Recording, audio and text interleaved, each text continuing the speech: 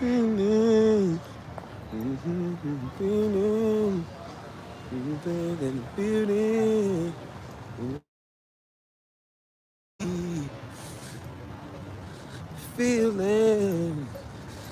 Gotta walk it, man. I gotta walk it. Trying to fix this daggone stand. Do I need a new stand, bro? I like stuff be cheap, you know what I'm saying? Feelings. Feelings.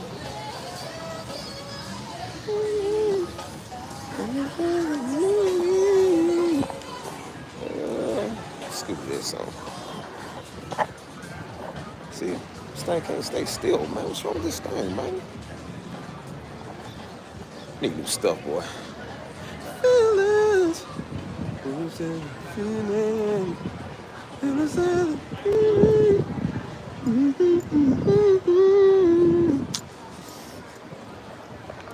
Hey, come on, bro. Stay still.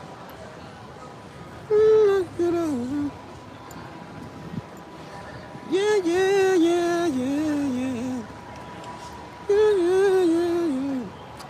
What's up, people? How y'all doing? I get my hair retwisted, man. It's looking crazy. It's starting to get nappy again. You out of here, so they can put on. No.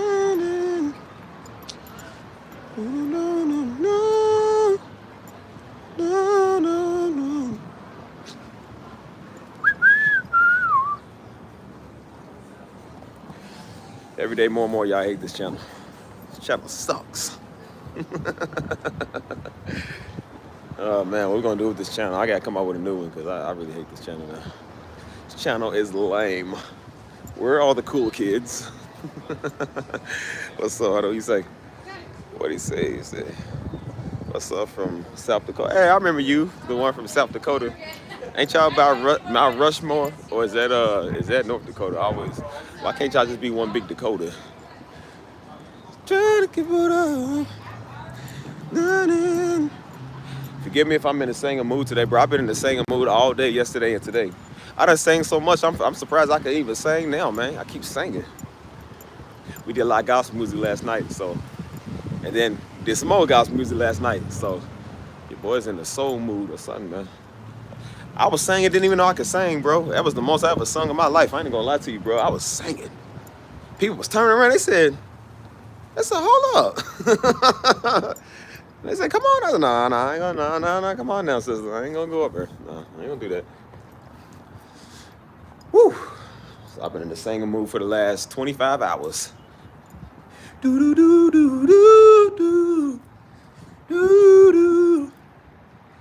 Feelings. Yeah. Oh. Ooh. Feeling good, baby. Feeling good, looking good, you know what I'm saying? Put my smoke on, my light skin face. So yeah, I've been in the singing mood all day, man. I'm singing in my sleep and everything, man. Like I just feel good, you know what I'm saying? So come to y'all with some good vibes, good flaws and all that, you know what I'm saying? So I just been on the music, man. I've been on the keys lately. I've been doing everything. So I'm in my own little world. Let's call it Steve's world. That's what we call it. Not Wayne's world, Steve's world. Yes, Rich. Mount Rushmore is South Dakota, North Carolina. Oh yeah, okay. I got a couple of people in here from Raleigh. I always forget how to say that, man. We did a conference over there. I think that was our second. It was either our first or second Negro Land tour we did. I did not like that city. I don't think nothing in North Carolina. I like it better here in San Antonio. Please. I get a trim up, man. I got to trim myself up. It's starting to look a little rough. Looking like a Morion.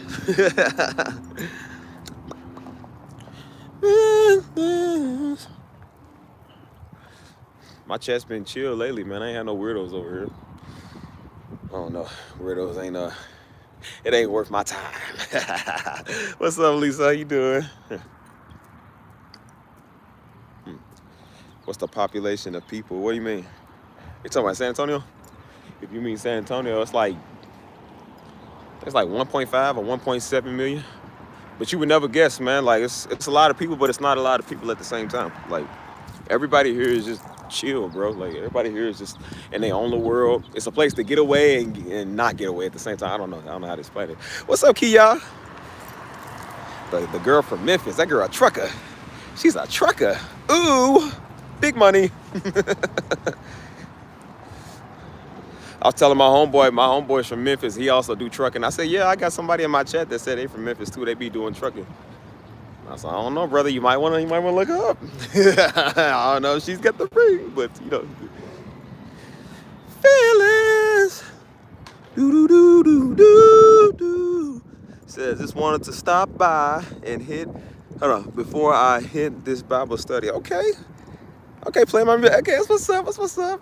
Y'all got me in the music mood. I was singing, bro. I've been singing the last 2 days, dog. Like, I've been singing. Can't stop singing. I got that David joy. Do do do do do. It's like some of it's gone, but some of it's still there. I was singing yesterday, bro. I was in the background just doing that. Like, bro, it was a part in the song. I think it was the now behold the Lamb. And in the background, like, woo, people was turning around. They said, oh, okay, go ahead now, go ahead. I said, nah, come on, Miss Shirley. I ain't gonna do that right now.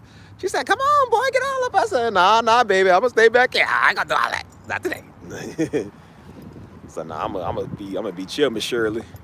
Said Miss Shirley them had the soul food yesterday, boy. Nigga was big.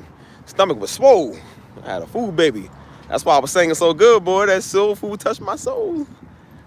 I said, oh yeah. Hold on, just make me still, man. What's up, Angela? What's up, my peoples? What's my originals at, man? People be coming in here late, dude. And then be like, forward. I don't know if it's just a glitch on my system, because sometimes it'll say that, like, it'll be like one person in here, but like 10 people will be in here. But then I'll look up, it'll be like 20, 22, 25 people be in here. And I look up again, it says like 10, I don't know. And then all my original people are late, man. That's on that Hebrew timing. The original Hebrews ain't never on time for nothing. Supposed to take them a couple of days to get to the promised land. It took them 40 years. Because Negroes is always fashionably late. Now behold the Lamb, the precious Lamb of God. For you love me so, Lord, I shall never know. The precious Lamb of God. See, it's like some of that's gone, like the how is gone. Because I was sick, bro. I was screaming at the top of my lungs last night, dude. I was screaming. I said, ah! I was thinking like Marvin Sapp there. It was like some of it's gone. So it's like I have it sometimes and I don't have it. I notice I always got it when I'm singing gospel music. It's like it's a thing. Sometimes. Woo. Woo, woo, woo, woo. Woo, woo. See, some of it's gone, man. I can't hit them notes like I used to. I done sung my soul out.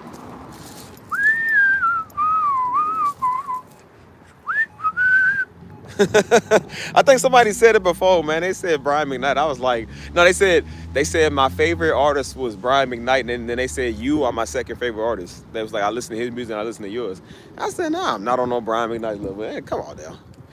Not the Brian McKnight, man. Come on, I don't think there's a lot of people on his level.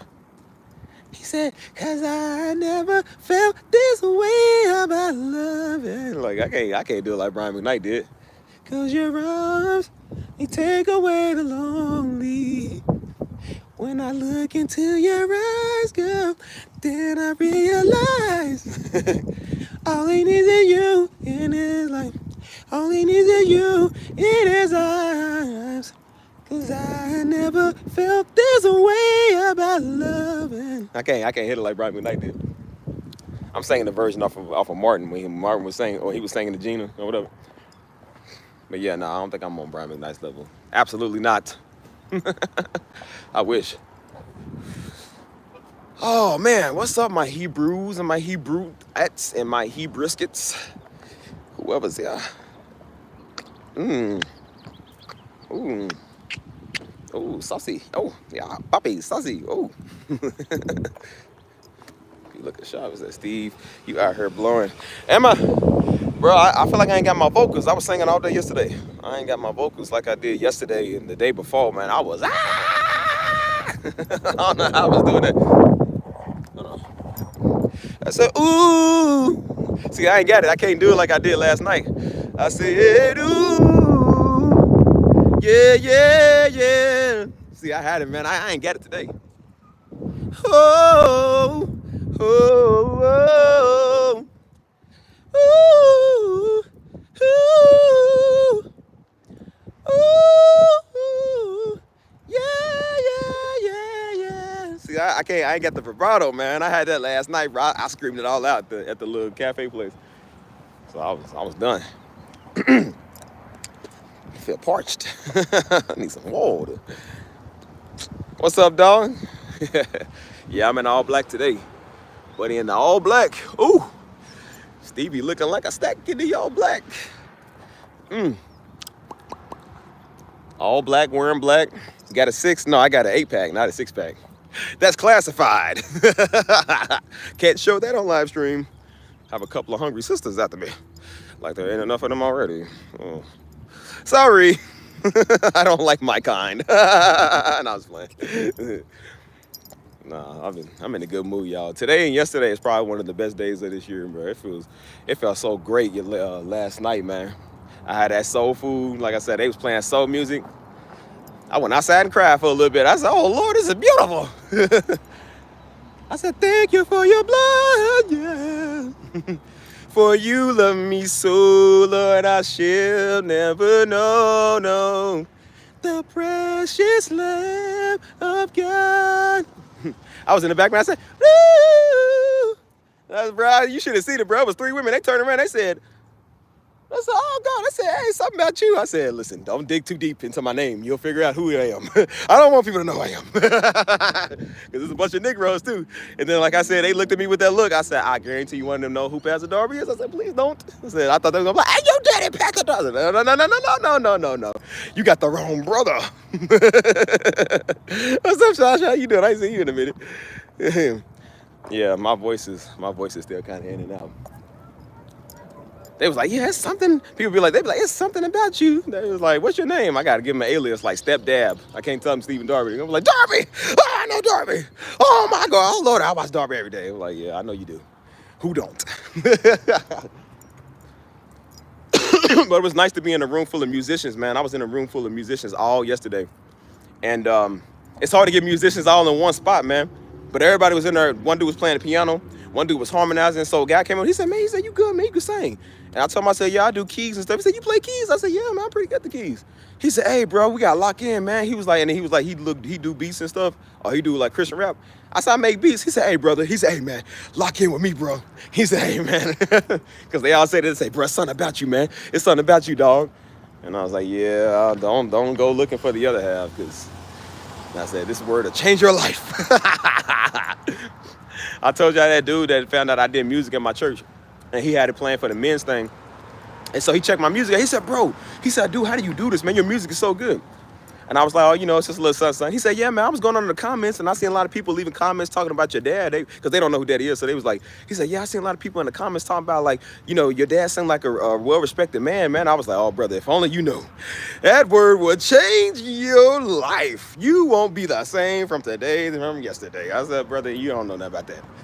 I was like, yeah. He was like, who's your dad? He was like, what's your dad's name? I said, the same as me. I said, please don't go type him up, because then you're going to come to me bothering me like they do. I was like, oh, brother, that word will change your perspective on everything. I said, you will turn into one of them Hebrew Negroes, won't leave me alone. Yeah, I was like, I told him, I said, look, I mean, he got the same name as me. If you want to type him up, type him up. Do it at your own risk. Warning, that word is something you got to be able to handle, because if you can't, don't know, it'll blow your mind. So I said, you don't play with stuff like that. So I said, people don't know who Stevie be. I ain't gonna tell you who Stevie is. Stevie just Stevie. Ooh, ooh, ooh. Yeah. Do. See, man, my voice is gone, man.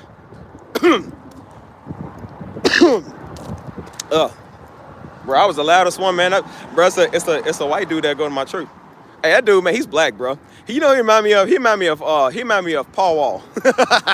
You know, how Paul Wall white, but he black at the same time. That's who he remind me of, dude. You would never guess, bro. And his name is Paul. It's funny, his name is actually Paul. But you know, you would have thought like, oh, you know, this dude. He's one of those like, you know, nature loving, like he's cool, real chill. Man, this guy's black, dude. This guy, man, he know everybody. And so he the one that brought me over to the soul food place, because he knows that dude. So Paul know everybody, man. He know all about gospel music. He know about soul, about black people, everything, because he grew up around like a lot of black folk. I said, Paul, I said, man, this guy. I said, he got the black card, bro. I like that brother, man. He's good. That's the one I be going to the little cafe place with, and be doing the music or whatever. And so he's a singer, man. He be singing from the depth of his soul. So he be like, oh, like the way he be doing it. I kind of was doing it too. And I was like, he kind of brought that out of me. And I was like, bro, I don't even sing like that, man. But like, we be singing together. You know what I'm saying? We going to the place and just doing that. I said, man, that's actually pretty nice, man. You know, he brought that singing out of me. I said, bro, I don't even sing like that, bro. But I said, I be hearing you sing, so it be making me want to sing. Like, because you can hear him in church. He's one of them guys like, yeah. Like, he's loud, you know what I'm saying? But he sound good with it. And so I brought that out of me. I said, that's how you do it. It comes from your diaphragm, you know what I'm saying? From your soul, you know? And, yeah, I'm so parched right now. I can't hit the notes like I did. Born into sin that I may live again. The precious Lamb of God. Oh, oh, oh. See, I ain't got it, man. It's gone. Man, I had it yesterday, bro. I promise you, I had to record some of it because I was like, I never sung like that, bro. I don't think I've ever sung like it in my life. I'm not even gonna lie to you. Yesterday was a day of music. And I said, bro, we went over to people's house, man. I said, bro, this is the sound of the Hebrew, bro. I promise you, man. It was the sound of Judah in there. It was all these black people just playing music, playing the songs. We had some other colored people there, but I'm like, bro, it was mainly black folk, man. And they brought out my mama music, my mama Christian music, like from back in the 90s, you know what I'm saying? The 80s and the 90s. I said, oh my gosh, bro, I ain't heard some of these songs in 10 years, man, 20 years, you know what I'm saying? Now I'm talking about, it was a taste of home, man, in somebody else's home, you know what I'm saying? It was like a taste of Kentucky back home, you know what I'm saying? But in San Antonio. I'm talking about, you could feel Judah in there, bro. I swear, bro. Judah was deep in there. I was like, oh, man, this is what it is. I said, Judah got that sweet sound, man. Judah got that real praise.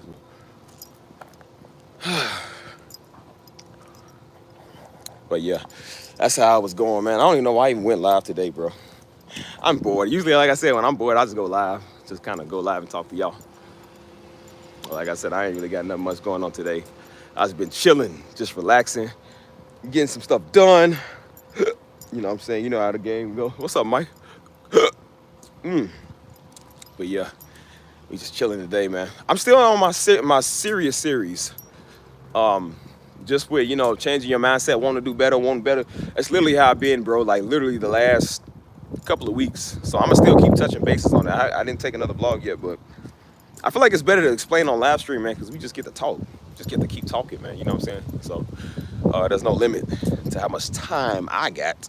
Some of y'all might have to go to work in the morning, so you might not be able to stay up all night watching me. Hold on.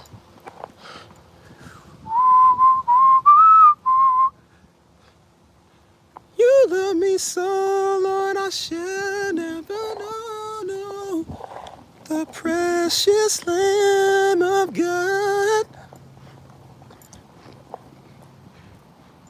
Even when I'm broken heart, my sister is apart.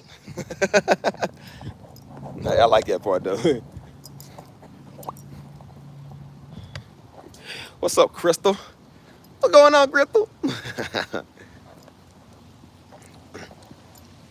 Even when I'm broken heart, my sister is apart. Hey, I like that song. Who the Son sets free is truly free indeed. I claim you to be the Lamb of God. Now behold. Nah. Yeah, I can't scream that much, bro. I told you my voice gone. Oh, man. I'm gonna do this like every 2 minutes fit check. Yeah, she did, bro. That's my song, man. That's why I said that's my mama music, bro. That's all we played. Ooh. Steve kept his hair tied down all week to walk out. I really did. I kept it fresh and neutered.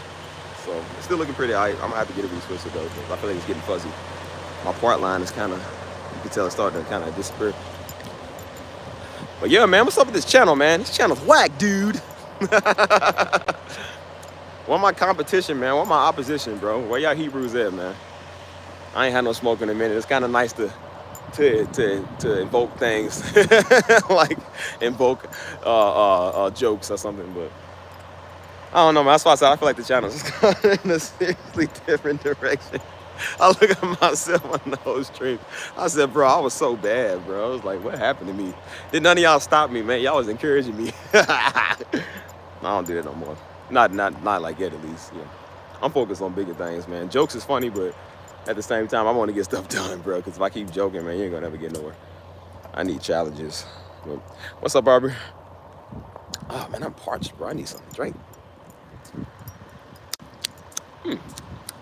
Super parched. Hold on. I got a water fountain back there.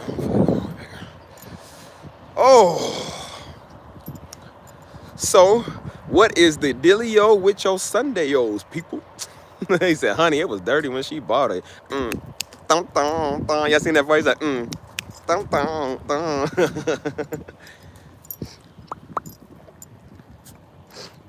He said he beat the caveman competition down. They argue. They gorilla prune mamas. Hey, I tell you, they talking about this 100 man versus a gorilla. It's 100 men versus your gorilla prune mama. I bet you they couldn't take on that old hair. Nah, my money's on that gorilla prune mama of yours. Yeah, she wins every time. She's unbearable. Nobody want to deal with her. As soon as she start talking, that's enough. It's the smell. He says the smelly smell. It's the type of smell that smells smelly when something smells smelly. I should go back over here. But yeah, dude, like, I'm gonna talk like a white dude named Tyler. So yeah, dude, like, totally. We went to like the skate park yesterday, and like we did like a 180 on the surfboard, and you know what I'm saying? Like, it was so crikey, dude. Like, oh, that's not racist. Huh? Yeah, we still waiting for you to call. Hey, you know, I thought about getting back on the call because I stayed out pretty late. So I thought about getting back on the call, and I was like, nah. I was like, nah, they got this. It's already late. I'm hungry. I had some leftover soul food. I had the macaroni and sweet potatoes. I said, boy, nigga, don't call me for Nathan. Steve's done. I had 4 servings of macaroni and sweet potatoes. I'm done. I done sung my heart out, my soul out. I'm hungry. I said, man, nigga really ain't getting another word out of me tonight. I seen it. I was like, are they still on? I said, bro, it's late. I said, nah, man, I gotta go to bed. I'm sleepy. I said, I'm tired myself out all day. I ain't trying to talk to you niggas.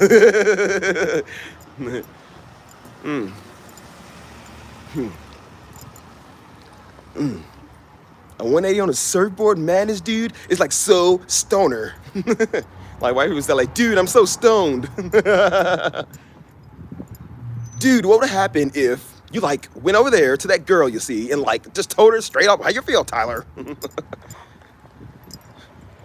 Like, dude, I'm getting angry. Like white people, like black people, like, hey man, don't do it. They be like, hey dude, get off me, bro. Like we be like, hey man, what you finna do? White dudes be like, dude, I'm getting angry. Dude, you better not do it again. I swear, dude. It's the last time.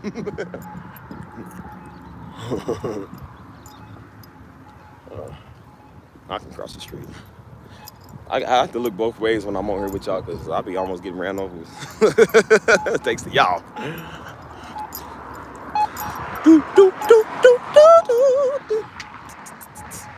So yeah, I don't even know what the purpose of this live stream is tonight.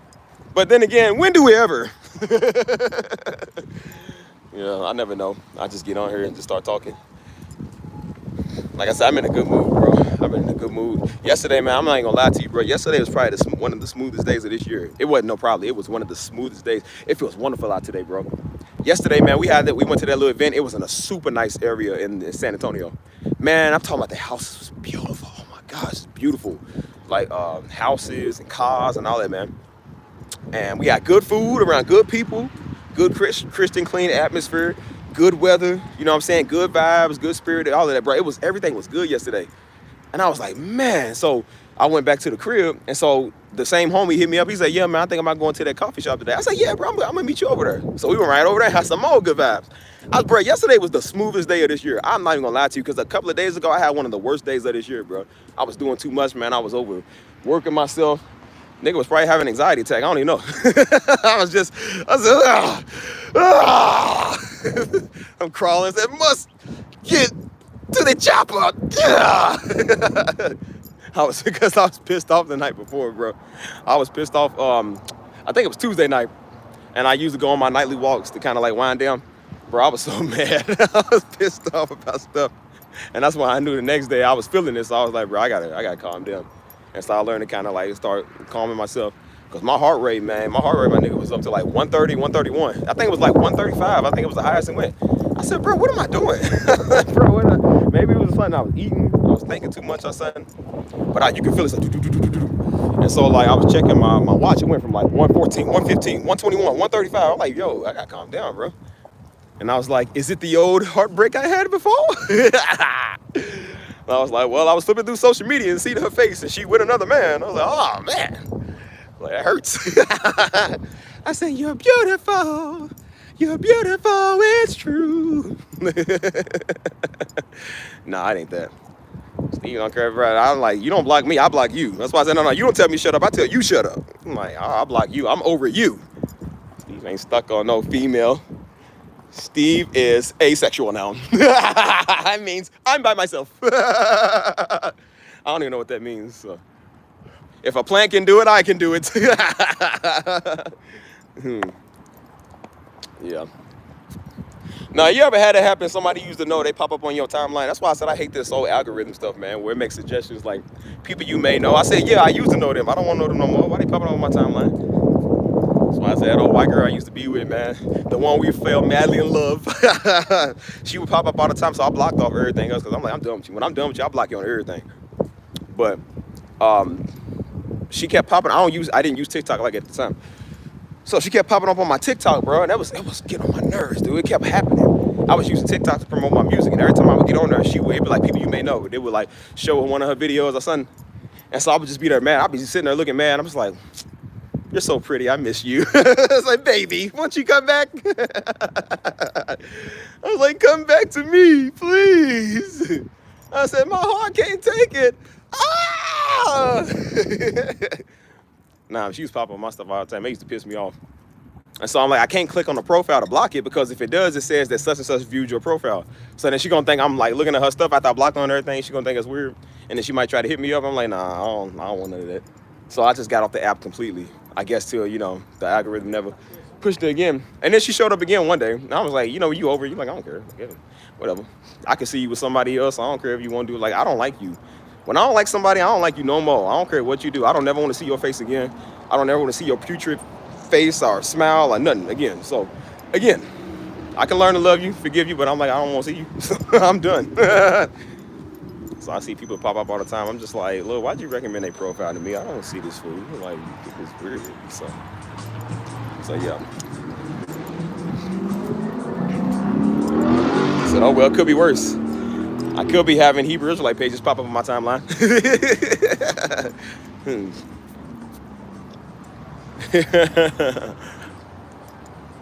Yeah. I said, what's worse than a white girl? A nigger. That's what.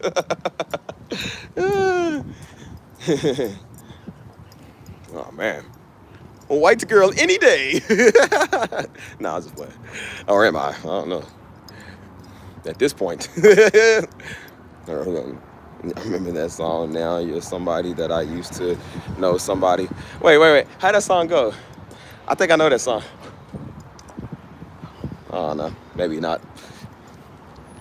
Nah, there's a lot of people better than me, man. I ain't the best. I'm humble. I try to stay humble. I just like being me. I don't want to be nobody else. I could be better than everybody if I wanted to. I just don't. I choose not to. I said, what up, buddy? I said, hey, I could take your girl if I wanted to. But I ain't that type of dude.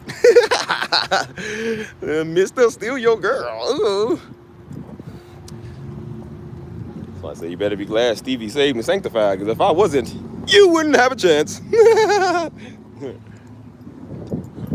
Y'all ever had to have, bro? It's really like that. That's why I said if you wanted to be like that, you could. I've had women that's been with dudes, man. They literally with a dude and they still try to hit on you. No respect, man. No boundaries or nothing no more. So I had women that was married that was saying stuff. I said, bro, now if your husband did the same thing, you would literally be on his case. I'm like, why is it different when you do it?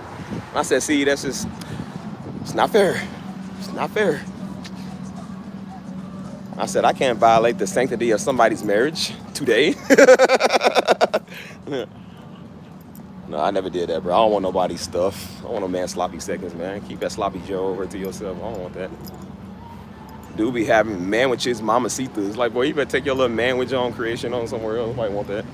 That's why you with it. Girl look like the Mucinex DM monster. Like, bro, nobody want your girl. Believe me, buddy. Nobody's trying to take that. It's sick to say that a lot of people get kidnapped. Don't worry, your girl won't. They won't put her on the black market. She's just black. She ain't on the market. You know, dudes be swearing. Everybody be looking at that girl like, bro, you take that old piece of, that old melted Twix bar on somewhere. Nobody want that. Like, only you want it. That's why you with it. You just trying to get a rebound because you couldn't get the girl. The last one you was with was kind of bad, and you can't match up to her. She left you. So now you got to settle for what you get. It's like taking a game to GameStop. Like, you paid $48 for it, but, you know, you ain't going to get nothing else for it. You don't played it like 1,000 times. So they're going to get you $5. So you're like, well, it's better than nothing. That's how your girl is. She's a GameStop return rental. A GameStop groupie.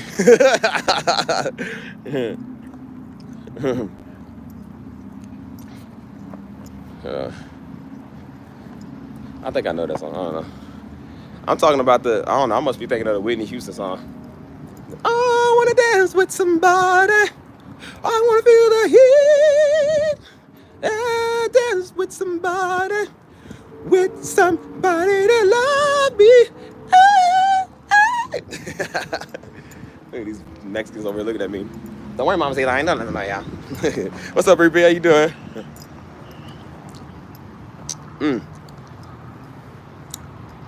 No way to control it. It's fully automatic. Steve is an idiot. Loving you is easy cause you're beautiful. And shoo-doo-doo-doo-doo.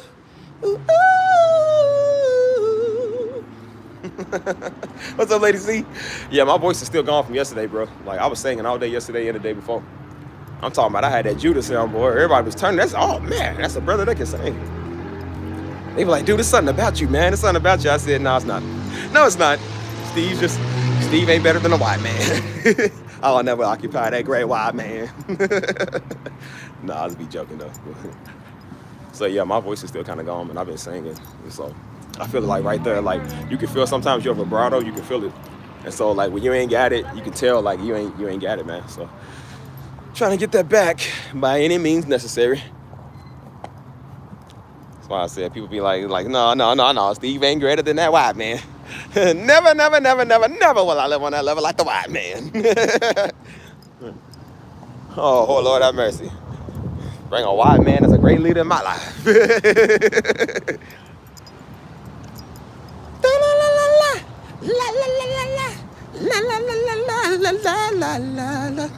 Shoo-doo-doo. I gotta go remix that song. Hold on.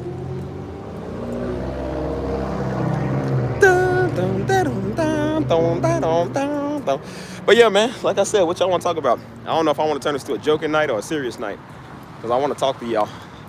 Talk to you about some things. Let's talk about love.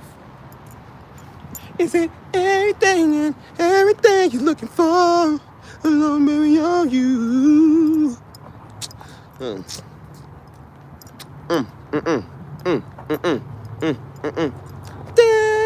dun dun dun dun dun dun.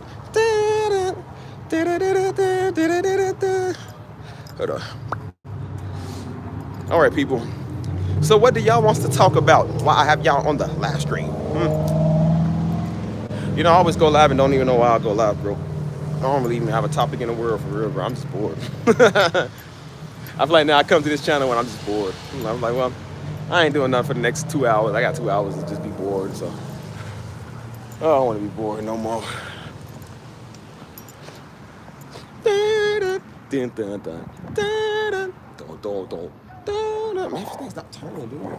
I keep messing up my stuff. Got the parts done. Ooh, braids still looking fall. Yeah. Gotta keep the braids far. You gotta look good for the public. Said, why do you think the younger people are dying so young? I mean, 6 years old. No, that's a good question. Man, because people can't act right. That's exactly why. As I said, it'd be the same people hollering about Black Lives Matter, and they can't even take care of their own kids, man. Can't even stop a child from dying, which is the easiest thing to do. You know what I'm saying? So when you don't value life, man, you don't care about nothing. And so that's why I said our culture is so used to not valuing anything, man. It's always you know what I'm saying? Like when it's racial, it's just, oh man, it's racially insensitive. That's racial, man. It's white people. But then when it's us, it's just, oh, well, you know, it's a casualty of war, man. It's a casualty of war. You know how that goes, man. In the wrong space at the wrong time. You know what I'm saying? Like, nah, you don't justify no kid getting murdered, dude. That ain't cool. That's why I said, man, we be out here trying to help the children, man. I ain't trying to help their old dumb mamas. Like, they mamas is the reason why they like it. It's always the old niggas, man. The old generation didn't teach nothing to the young generation. They sit back looking all indignant. Like, Negro, shut up. And going to school with Betty White. You sit here trying to act deep. Boy, you ain't did nothing with the 70 years you been on Earth. You wobbling around now, ain't did nothing.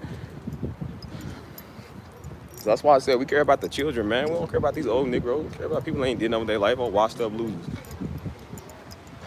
That's why people got mad at my delivery. They got mad how I said stuff. Well, you always hollering. We're like, why you worried about if I holler? What are you worried about? I said, would you not holler too seeing a dead child, boy? Who wants to see that? That's nothing that you're supposed to see. The human mind don't have to, we ain't supposed to comprehend that, man. You get mad about how I holler, but you ain't mad at the murderers that killed the children. You ain't mad at the people that's killing everybody else. Like, what, Negro, please. So I said, it's always a Negro. Negro's always mad at everybody else except a real problem. Instead of fixing their life, they hollering about white people. And then when you trying to better your life, now you white. Like, how is we white? Because we want to be better. Because we want to get rich. Or we want to live abundantly. We don't want to live in Detroit no more. Now we white. White, well, if that's what considered white is being better, yeah, I want to be white. Yeah, if that's what that is. Negro talking about you ain't invited. I mean, they ain't never said it to me. But I'm like, but they be saying to the other black folk, you ain't invited to the backyard barbecue. You get your black card revoked. I'm like, Negro, please, you don't even own the backyard that you in. That's why they gonna throw you out of there, because you don't own it. Just like they throw them little Hebrews off the corner because they don't own it. Like, you don't own nothing, who cares? Like, you trying to act all deep. So yeah, people be worried about your delivery. I'm like, you worried about the wrong thing. Do I watch NBA? No, I haven't watched NBA in a minute, so I don't even know what's going on. All I know is LeBron ain't in it, so they got knocked out. So it's like we're 8 years in. I can never get over 8-year-old. I don't know, man. That's why I said, bro, what be wrong with people is that they don't raise their kids right, dude. And that's why we got a bunch of little monsters out here, man, because these women won't raise their kids. But look at that clean, boy. We got a whip. Woo. Bro, he got a fresh whip right there. Hold up, bro, I got a nice whip right there. Look at that, y'all. Is that a Corvette? I think it's a Corvette. Woo, boy, that's fresh right there. That's fresh right there. Look, you know he fresh too. Look at that. I see you, cuzzo. Yeah, man, that's fresh, bro. I told you, niggas got money up here. But yeah, man, that's why I said people don't deal with their children, man. They don't be dealing. Yes, I bet. But they don't be dealing with their children, man. That's why stuff be the way it is. Because they won't deal with them like I said we got to. You know what I'm saying? And that's why I was saying the other day, I said, well, bro, if you're not gonna help your children and help the community, then I said I will. Like, tired of that excuse, man. Like, people just say the same thing over and over again, man. It's make it sound trendy. If you say it loud long enough, you're gonna believe it. So if you believe you can't do nothing, I'm like, well, then this gonna turn into the truth. You ain't gonna never do nothing.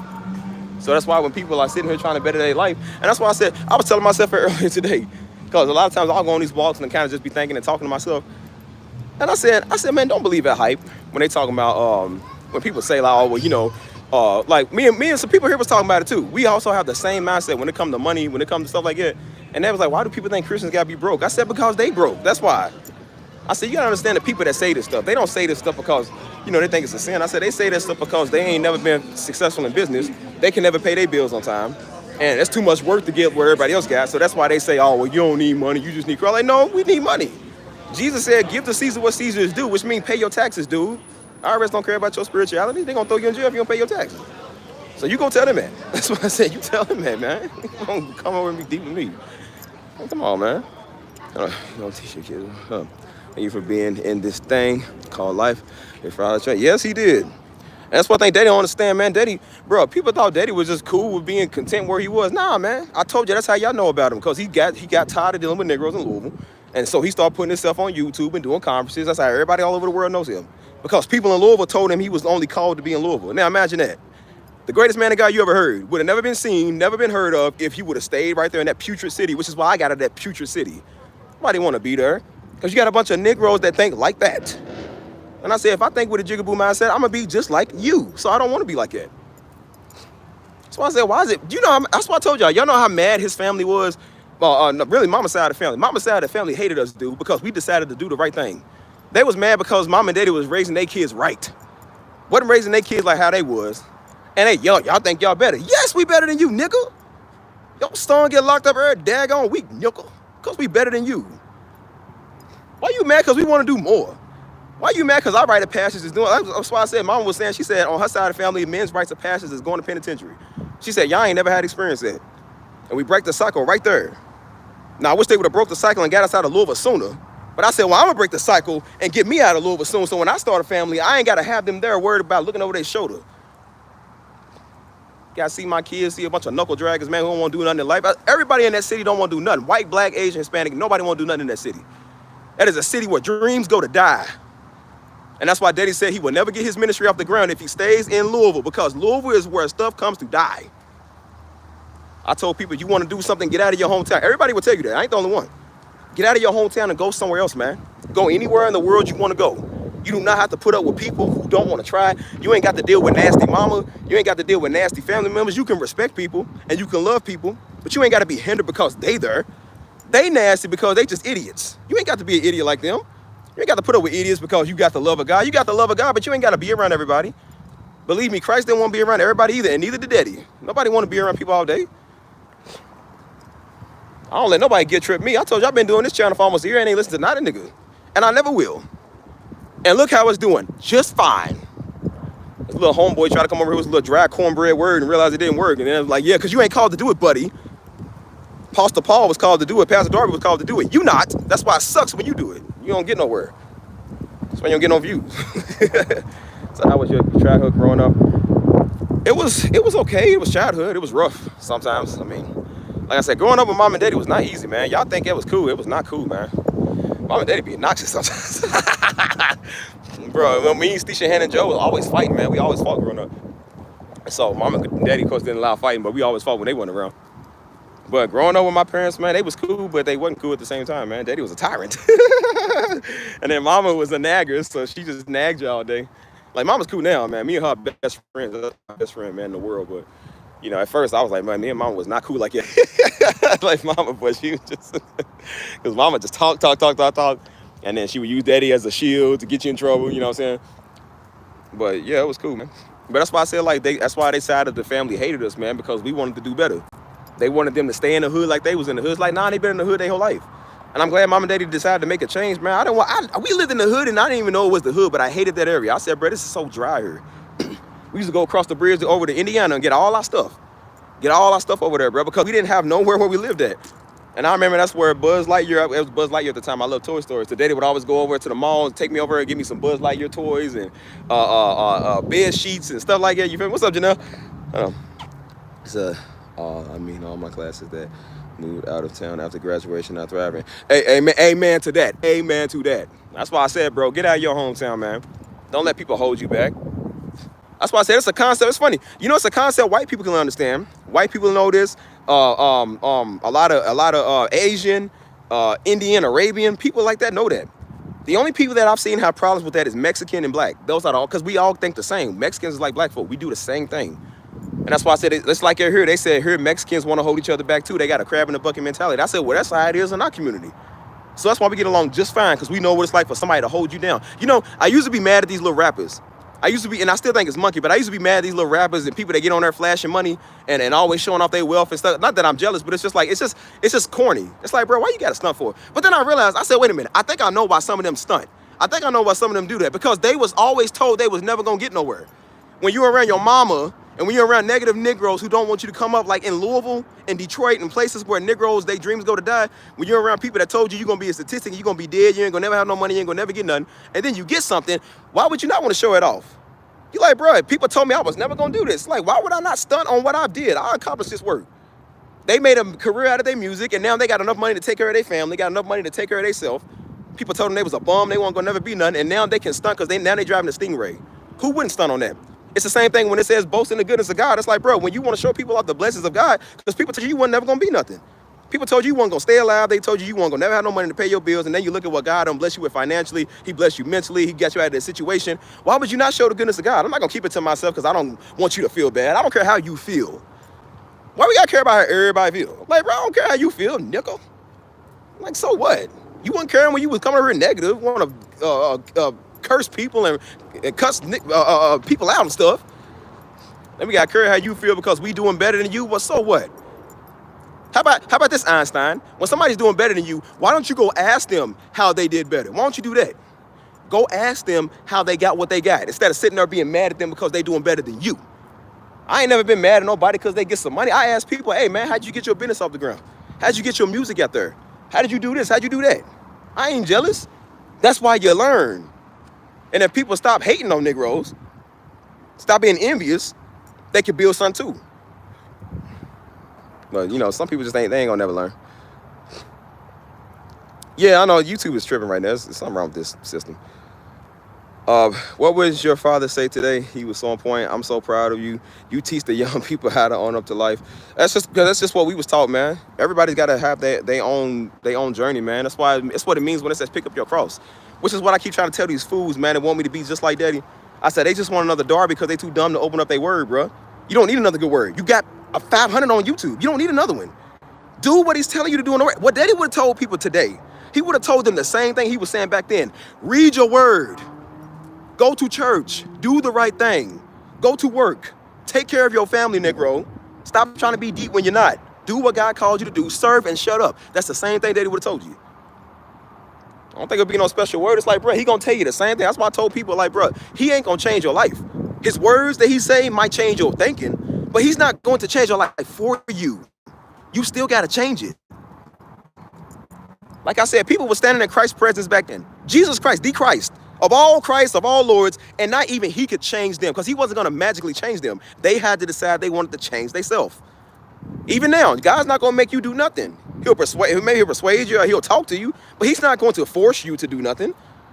That's what people want. They want you to get on the microphone and change their life. I ain't changing your life, Negro. You done. Boy, you are 62 years old, all washed up, got liver spots. Ain't nobody trying to change you, Negro. You are finished. Let's reach your kids, man. The system done got your kids, the streets got your kids, the rappers got your kids, everybody got them. The only people that ain't got your kids is you. Where your kids are? I don't know. Like, of course you don't know, because you don't care about nothing but what you want. You got people mad at their kids, man, because their kids is younger than them. Kids get more attention than them. What kind of fool do you gotta be? Hey man, people weird. So I told people, I'm like, man, I ain't gonna change your life for you, man. That's why I don't come out. I was doing vlogs every day. I'm not doing no vlogs every day, man. You don't need a motivation every single day. Take the vlog I did, watch it 3 times, and then the next month I'll post a new one, and then watch what I'm saying from that one. Like, people always want something to entertain. And that's what's wrong with Hebrew Negroes. These Negroes, they always want something flashing.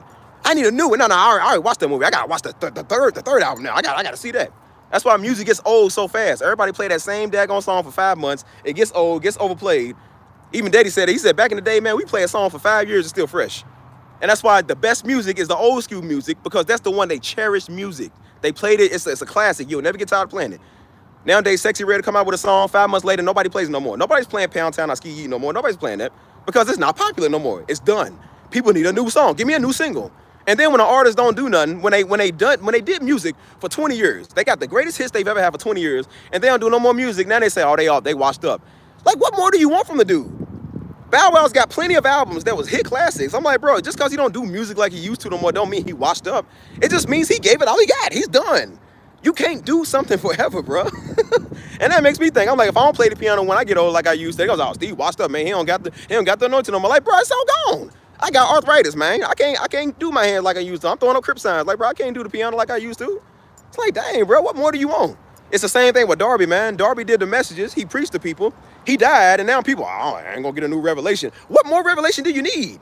That should have been enough revelation to change your life for the rest of your life. You don't need nothing else new. You're not gonna get it with nobody else, bro. And that just shows people are not satisfied, dude. They always want more because they can't just go do themselves. So I said, people just, man, they always want something from a nigga, man. Hold on. He said you're a carbon copy. Well, if I had a nickel for every time I said somebody said I sound like my daddy, I look like him, or if they come and say your daddy changed my life, that's a favorite phrase everybody says, bro. It's like y'all all are related, y'all know each other, because everybody says that same phrase. I'm like, dude, like I mean, it's great to hear. I'm just like, I get so used to hearing it, so I'm just like, all right. You gotta understand, man. Daddy was common with us, man. Like, so to me, it's just like, you know, cool. But to y'all, you know what I'm saying? Y'all ain't never seen this. Y'all just like, oh my God. And I'm just like, where's Daddy? That's how he talk, man. Daddy just talk like that. Yeah, that's why I said, that's why I'm big on changing your mindset, man, and like doing better. Stop. And that's why I said, like, bro, don't listen to Negroes. Don't listen to people who don't know. I'm not gonna listen to somebody who's in debt, because then I'm gonna be in debt. That's why I said, listen to what you want to be, bro. Again, if you surround yourself by 5 weed heads, you're gonna be the 6th weed head. If you surround yourself around 3 millionaires, they are going to probably help you be a millionaire. Whatever you want, bro, that's why I said, whatever you want, you can literally have. It's just people don't want to do the work. And that's why I said, now you get looked at. That's why I said, and that's what we got bad in our community. I don't even want to say our community, because black people don't do this. It's niggas. It ain't black people. It's niggas. Yeah, you ain't one of us because you don't, you know what I'm saying, you don't want to come to a cookout. You talk proper English. You marry some white woman or something. Like, you go move out of town and go to the nice suburbs. You get you some money. You end up like you end up like Uncle Phil and Carlton them. You get some money and you're proper, and then they call you white. How are you white because you want to do better? And I'm like, yeah, why they living in Bel Air, you living in Compton. Why you talking? Living in Watts. Why we gotta equate that with being black because we live in Watts or we come from O Block? Like, bro, we ain't got, like, bro, we came from there. We don't want to stay there. We came from the hood in Louisville. That's why I said we was never technically involved in it, but we lived there, so we technically was involved in it. I don't want to be there. Death and destruction is not fun. That is not cute. People dying every day and hearing gunshots and police and choppers and people running through your backyard and stuff like that. That ain't cool. I don't like that. That's why I'm up here as peaceful with the white people. I said, man, it feels nice. As much as I don't like white people, I love them. They have given me peace. It is peaceful here, and I shall enjoy it. So our whole life, boys live around Negroes, man. Negroes can't act right. We took care of the hood for 10 years. People didn't want to do it, so I'm like, well, then don't get mad when the white people come and do it. And then they throw you out. That's not my problem. You should have did something when you was there. I did y'all part. I did my part. So I'm not doing nothing else. I was like, Mama, you could sell this old junk property. I don't want this. Like, sell it. I don't want it. Because they're like, well, Smoketown is Smoketown. They said, it's an originally black place. I said, well, Negroes should have took care of it. That's what you want me to tell you. I can't do all the work, man. It's a huge community. So it's like, it's too much for one man. You know what I'm saying? So they're like, no, we got to keep it originally black. It's been black since the 60s and 50s. I said, well, then Negro, do something about it. You got all these churches over here. The churches don't do no community cleanups. We was cleaning up the churches' buildings. Trap houses all on the street. Nobody did nothing. Nobody bought nothing up. And now when the Indians come in and buy it, now everybody mad. I'm like, well, that ain't my problem, brother. That ain't my problem. You should have did something when it was there. We did it. You didn't want to? Okay, well, it ain't my problem. I don't live here no more. So, sucks for you.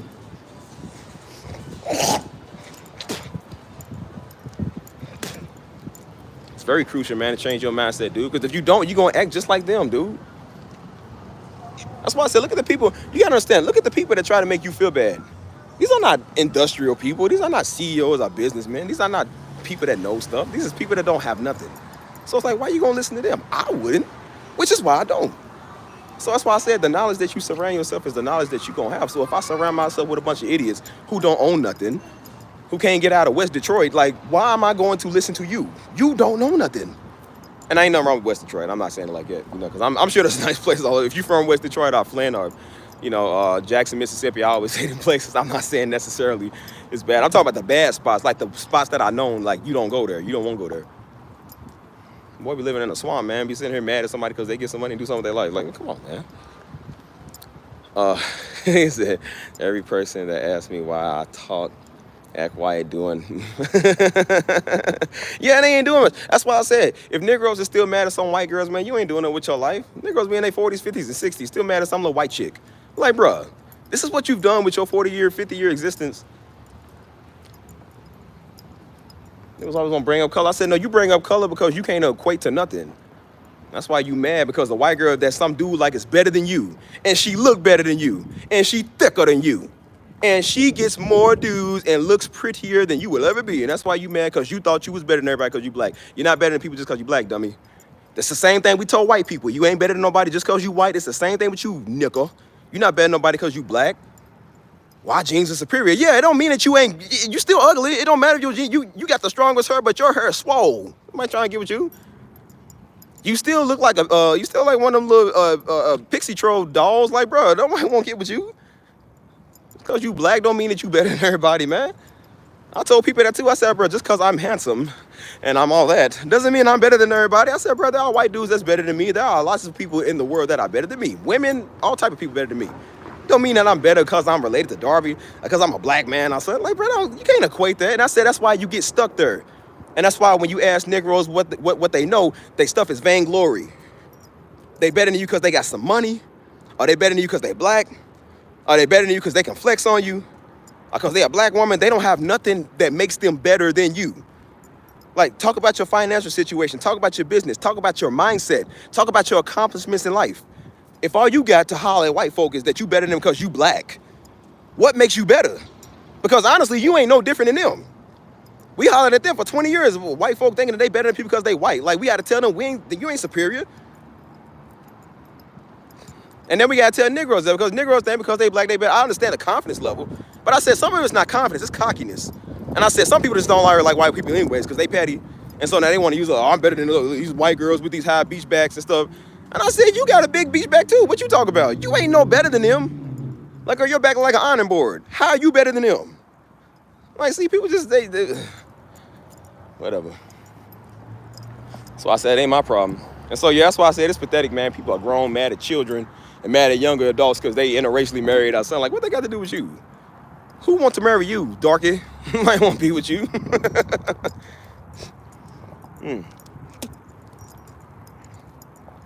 That's why I said, I'm like, bro, now that you think for yourself, I don't listen to nobody, not nobody who don't know what they talking about. I don't listen to nobody. You got to be better than me or further than me or something. Yeah, a girl back like a coat hanger. Like, girl, how in the world you gonna talk about somebody's high beach back? They say that like they are just the beauties of the world. It's like, you ain't better than people because you black. You ain't better than people because you white. You ain't better than nobody because you a man or because you Hebrew or because you a woman. You are better than people based off of how you are, how you treat people, and how you act. Humility is what makes you better. And when you don't got humility, nobody likes you. You're not humble. Can't nobody tell you nothing. In a bad way, not a good way. Like, you know, like I'm in a good way where I say I don't listen to certain people that can't tell me nothing. But I said I listen to people that know stuff. I take advice. I don't think I'm better than people because I'm black. I don't think I'm better than people because I'm handsome, because who my people's is. I don't do that stuff. I just learn to be me because it's always about being you. And that's how some of these dudes be asking me how you be getting women. I said, bro, because you just be yourself. When you act like that and you try to be this alpha toxic male or whatever, I said, women don't like you. They don't respect dudes like you. You keep watching these little losers on the internet, dude. I'm like, you ain't no better than the little incel white boys who go shoot stuff up. They mad because some girl don't want them, so now they want to go shoot up a school because some woman said no. Or because some girl rolled their eyes at them and told them, like, oh, nah, you ain't my type. And I said, now these black dudes are starting to do the same thing. We just call them Hebrew Israelites. That's why they be out there on the corner standing there with a bunch of niggas like them. Because they losers. And they mad at the word, mad at everybody instead of you doing something about your life. So that's why I say when I get on this channel, man, I get on here and talk about doing something with your life, man. Doing something with your community, with your surroundings, all of that. Changing your life, your mindset, the way you talk, the way you eat, the way you sleep, the way you walk, the stuff that you do. Believing that it's possible. And we got that bad as black folk, especially where I come from, dude. We got that bad to where, like I said, we always got a crab in a bucket mentality. We don't want to see nobody win. We don't want to see nobody make it. We think it's impossible. People telling you they dream. People telling you they want to go to school to be a barber. Telling you they want to go to school to start their business. And we will look at them cross-eyed and like, nigga, nah, you ain't gonna do. Nah, he ain't gonna do that. He's just talking. That's so sad that we are so negative like that. And them same people, when they got high hopes and dreams, and then somebody do it to them, then they mad. I'm like, but you do it to everybody else. We negative. But we want to sit here and holler at everybody. I said, but you can't holler at people when our greatest enemy is us, dude. Deal with all the skinheads and Trump tomorrow, Negro. If we don't deal with us, bro, that is going to be the death of us, dog. You Negroes is the ones killing everybody's kids, dude. You Negroes is the one that's hating on another Negro because they got some money. You mad because they rep this side and you rep this side. Trump ain't making you do that, dummy. Trump ain't making you push weight. You do that because you want to push weight. You bang blue because they bang red. Trump ain't made you do that. You did that because that's what you wanted to do. So if we deal with them, that's one issue. But we got an issue in our community what we got to deal with. We wouldn't last. If they gave us reparation money tomorrow, half you Negroes be robbed by your own family. By the Negroes who just got their reparation check too. But you know, Negroes, see, when you got some money, they want to take your stuff. If you don't deal with the issue of the problem, bro, like I say, ain't no point in talking about the problem. Hold on. Yeah, that's why I said a loser's a loser in any color, man. Ain't just no white or black or nothing, man. That's why I said when you act like that, bro, you are unbearable, man. Nobody likes you or wants to be around you. And so that's why I said my phone goes on D&D now. I don't like talking to everybody. I don't want to talk to a bunch of people. We ain't got nothing to talk about. We ain't got nothing to discuss, homie. What do you want? Dudes calling my phone. People messing with me like, what you want, bro? We ain't got nothing to talk about. People like, oh, yeah, I ain't heard from you in a minute. I'm like, bro, because we men. We don't speak on the phone like that every week, you fool. We don't do that. So, yeah, you know, we ain't talked in a minute. Like, bro, what are we, zesty bandits? What is that, bro? Men don't say that. I said, oh my God, bro, these men, bro, know how you women find some of these dudes attractive. I barely even do that with women, let alone another man. Talking about, yeah, boy, I ain't checked you in a minute, man. You know, we ain't talked in a minute. Like, bro, like we dating or something. What, nigga? Like, yep, these dudes be weird. They be weird. I said, no wonder women don't like you Negroes. Y'all clingy. Clean meisters.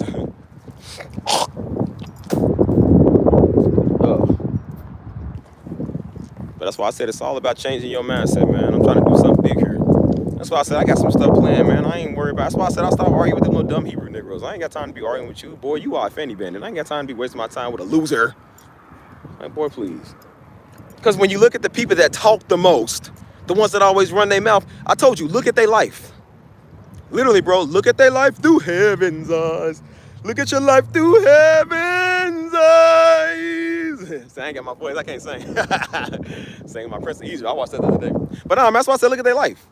The people that's talking in their life, bro, look at how successful they are. If they pretty successful and they got something to say, like, hey, well, maybe they got a point, man. You know what I'm saying? Like, hey, maybe they serious. But if you look at Negroes who got a credit score of 184, like, who's gonna listen to you, fool? You ain't paid your debt off since 2000. Like, who's gonna listen to you? Those are the ones that always want to make you feel bad. Your mom and them that live in West Detroit in that little shotgun cracker box house of hers, trying to make you feel bad because you want to move to the uppity East Beverly Hills or something. It's like, what's wrong with that? Why everybody gotta live up the block? That's why I got out this city, man. I said I don't want to be around my family like that no more. I was around y'all fools for 28 years. Love you, but I can't live with you. I was like, man, it's a good thing we all spread out, man. That's nice, bro. We was all swamped on each other. That's annoying. That's why I told Daddy years ago, man, before Daddy died, I said, Daddy, I'm getting out this city, man. I ain't living here no more. I said, I don't want to live around y'all. I love you, but I can't live around y'all, man. Y'all get on my nerves. And I get on y'all nerves. Like, it's vice versa. It's different because you want to change your life and your mindset, man. That's why I say everybody don't want to stay in the hood, man. Everybody don't want to be lost.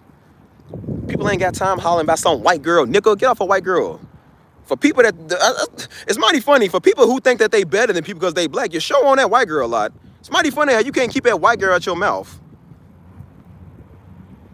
People are like, we better than white girls. So then why do you get mad when somebody want a white girl?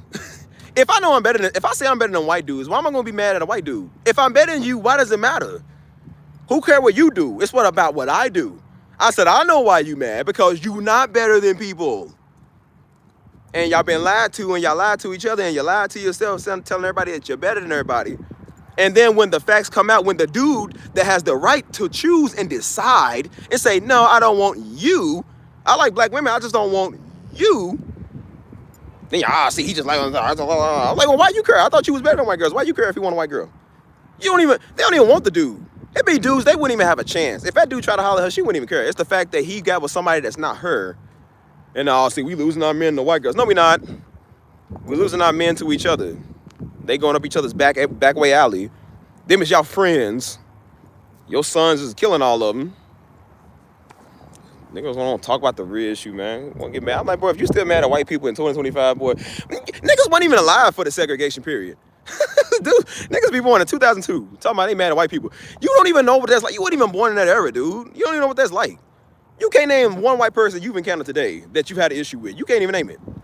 Your mom and them can. Your granny and them definitely can. I'm like, you can't. You just hop on the bandwagon because y'all mad at you, because y'all want to hop on the Black Lives Matter wave because it came in late. And now y'all want to pay out. And that's why I said people be hoping they get into something with white people so they can record and get a payout. Everybody a victim. I'm like, nah, you go over and mess with people. That's your problem. That's sad. The only way niggas get some money is when they get a payout. You gotta wreck into them, or they gotta be a victim of a speech hate crime or something. That's the only way you get some money. Or you gotta rob somebody. Like, come on, man. Hold up.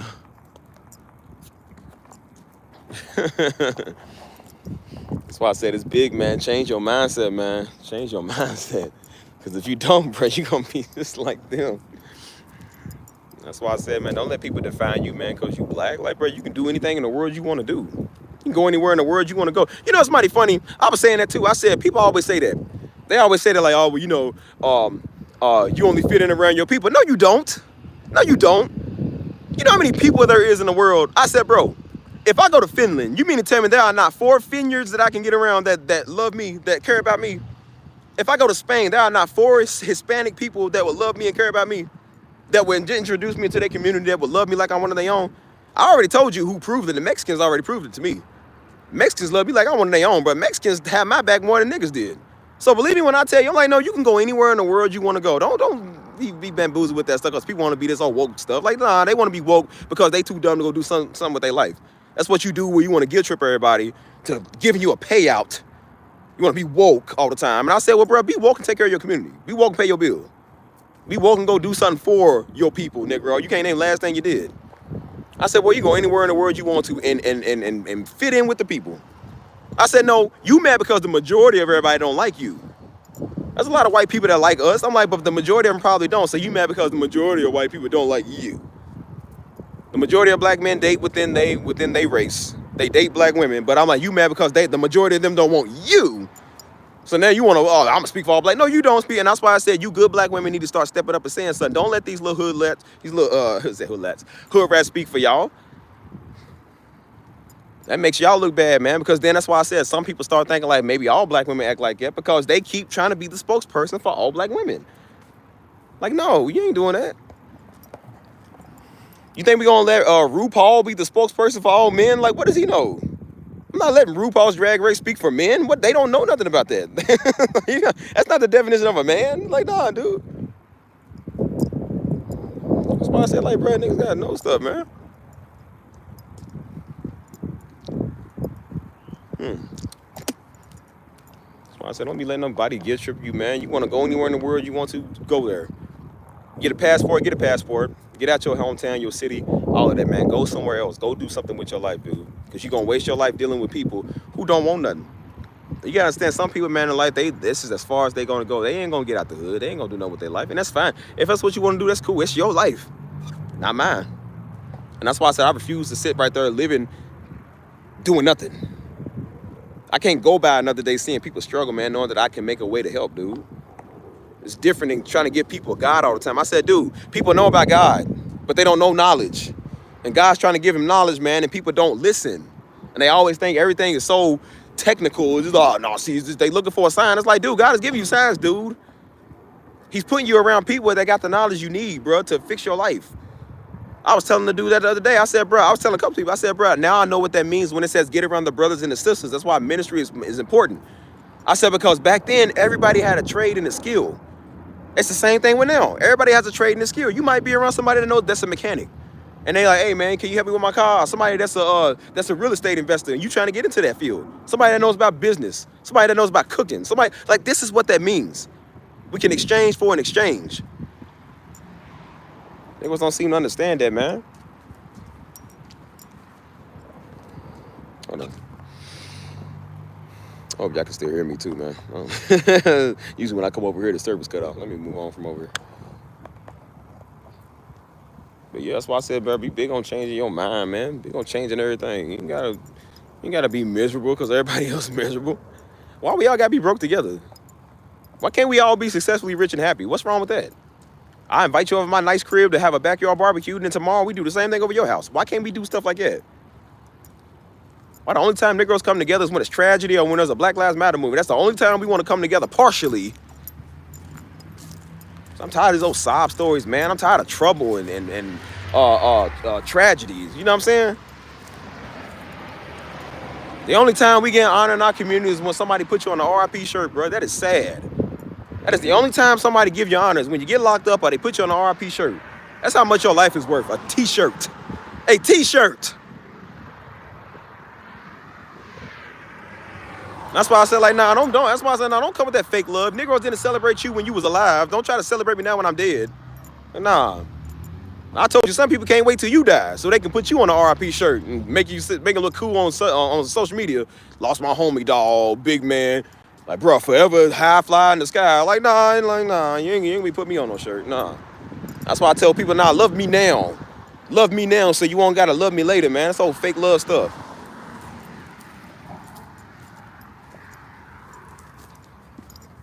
That's why I say I gotta stop with that fake love, man. It look bad, dude. So I said it's the same with most of these rappers, man. Some of these rappers died. Didn't nobody know a song of theirs until they died, and everybody want to memorialize them. And I said, that's a good thing. You know, it's good that people show honor, but I said, but y'all only showing honor because they died. What was the honor when they was living? Nobody cared about Nipsey Hussle till he got killed. That's when everybody want to hop on that Nipsey Hussle wave. And I said, this is fake love, dude. It's fake.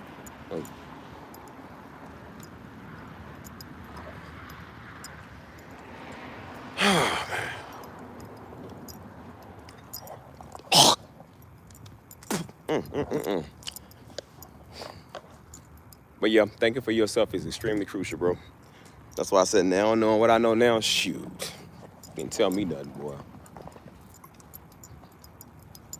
Changing your surroundings, changing your mindset, changing your life, and changing the world.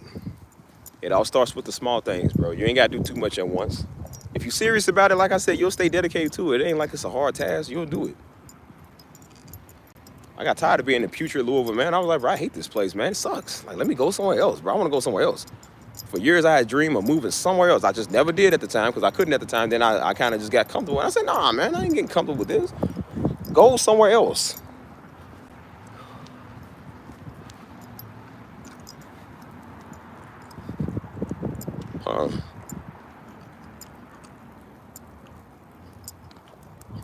Yeah, but some people, yeah, that's what I'm saying. Some people hopped on the wave after he died. That's why I said, like, nah, man. Same with Pastor Darby, man. People didn't care about him till he died. His name didn't get that big till he died, bro. People in the city that went to our ministry didn't care about him till he died, and everybody want to hit you up. Oh, man, this is crazy. I said, you know what's crazy? You couldn't stay faithful to the ministry when he was right here. Don't try to talk about how much you loved him. You could have loved him standing right there, dummy. Don't try to calm down and with the fake and don't, no. You could have loved him when he was standing right there. Now I know Darby Ministry. Yeah, now when his name is big, it's a privilege to say I went to Darby Ministries. I know Darby. I served under him. Yeah, I bet you would say that now. Couldn't say that at the time. That's why he threw you out. You just left because you was offended.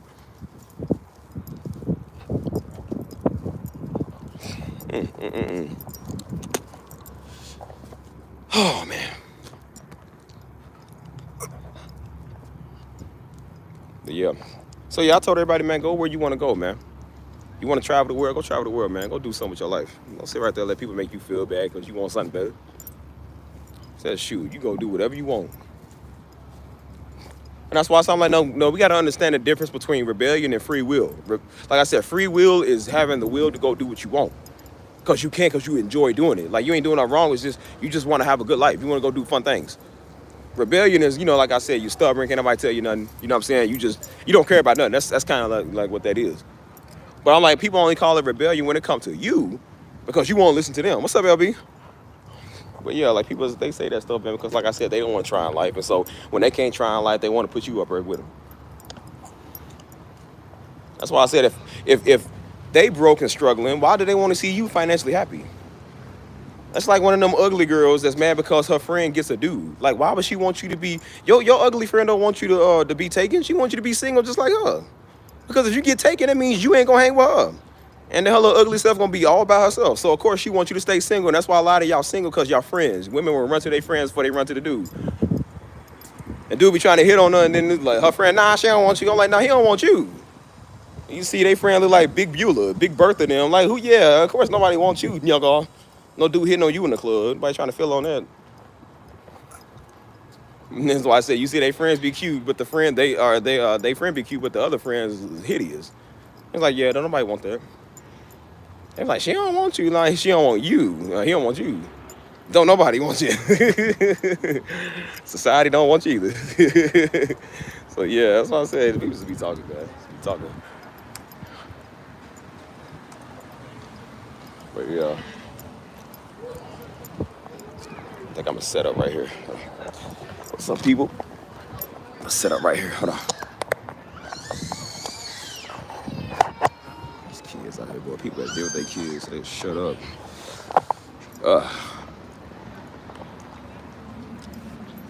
So yeah. Should I go on? I don't know if I should go on the other side. I want to go on the other side. I'll be all right here. But yeah, man. See, that's why I said the importance of, hold on, fit check. Hold on. Ooh, got the black boots on. Stevie looking rich. Ooh, Stevie looking good, boy. Got my Timbs on now. But no, but yeah, that's why I said it's the importance, man, of changing your life, changing your situation, dude, so you don't end up like that. You know what I'm saying? That's why I said you play the victim long enough, man. You don't want to be that no more. You feel me? Like, no, that's what I wore to church today. I kept it on all day because I feel fly. So I'm like, yeah, I'm gonna keep this on because I'm looking good. But no, that's why I said this. That's the importance of wanting to do the right thing, man. Change your life, dude. So you ain't got to end up like that. We all know that one person in our life that's just like, man, we don't want to be like them. You know what I'm saying? Like, I know dudes, I'm like, man, I don't want to be like you. You live with your moms, man. Like, you ain't doing that, bro. You a womanizer. You know what I'm saying? Women don't like you. They don't respect you. Like, you lame. You a loser. Nobody wants that. You know what I'm saying? Like, and that's why I said whenever you decide to grow up and change your life, that's when people look at you like you crazy, like something wrong with you. I said, why is there always something wrong with people that want to better themselves? When I was down just like you, when I was broke just like you, when I was stupid just like you, wasn't no problem. But now it's a problem because I want to do something with my life. Like, please. And then you talk about that type of stuff, and then they're like, oh, well, it's just because they don't know, they're ignorant. No, people are not ignorant. You ignorant when you 5 years old because you don't know nothing. Like, no, when you get older, you just dumb. Like, no, I really think some people just born with a dumb gene. Like, for real, because I'm like, no, you know. I told you, people been hollering that since 1985. Oh, it's just, black folk don't know. I'm like, well, when are we going to know? Should not one of us want to grow up and say, well, we didn't know, so let me change my mindset so my kids know. It's on you to do everything you can do I don't get kids, so I can't even speak on that. But I said, but if I had children, it would be on me every day to do everything I can do for my child. If I had a hellish lifestyle, why do I want my child to have the same hellish lifestyle?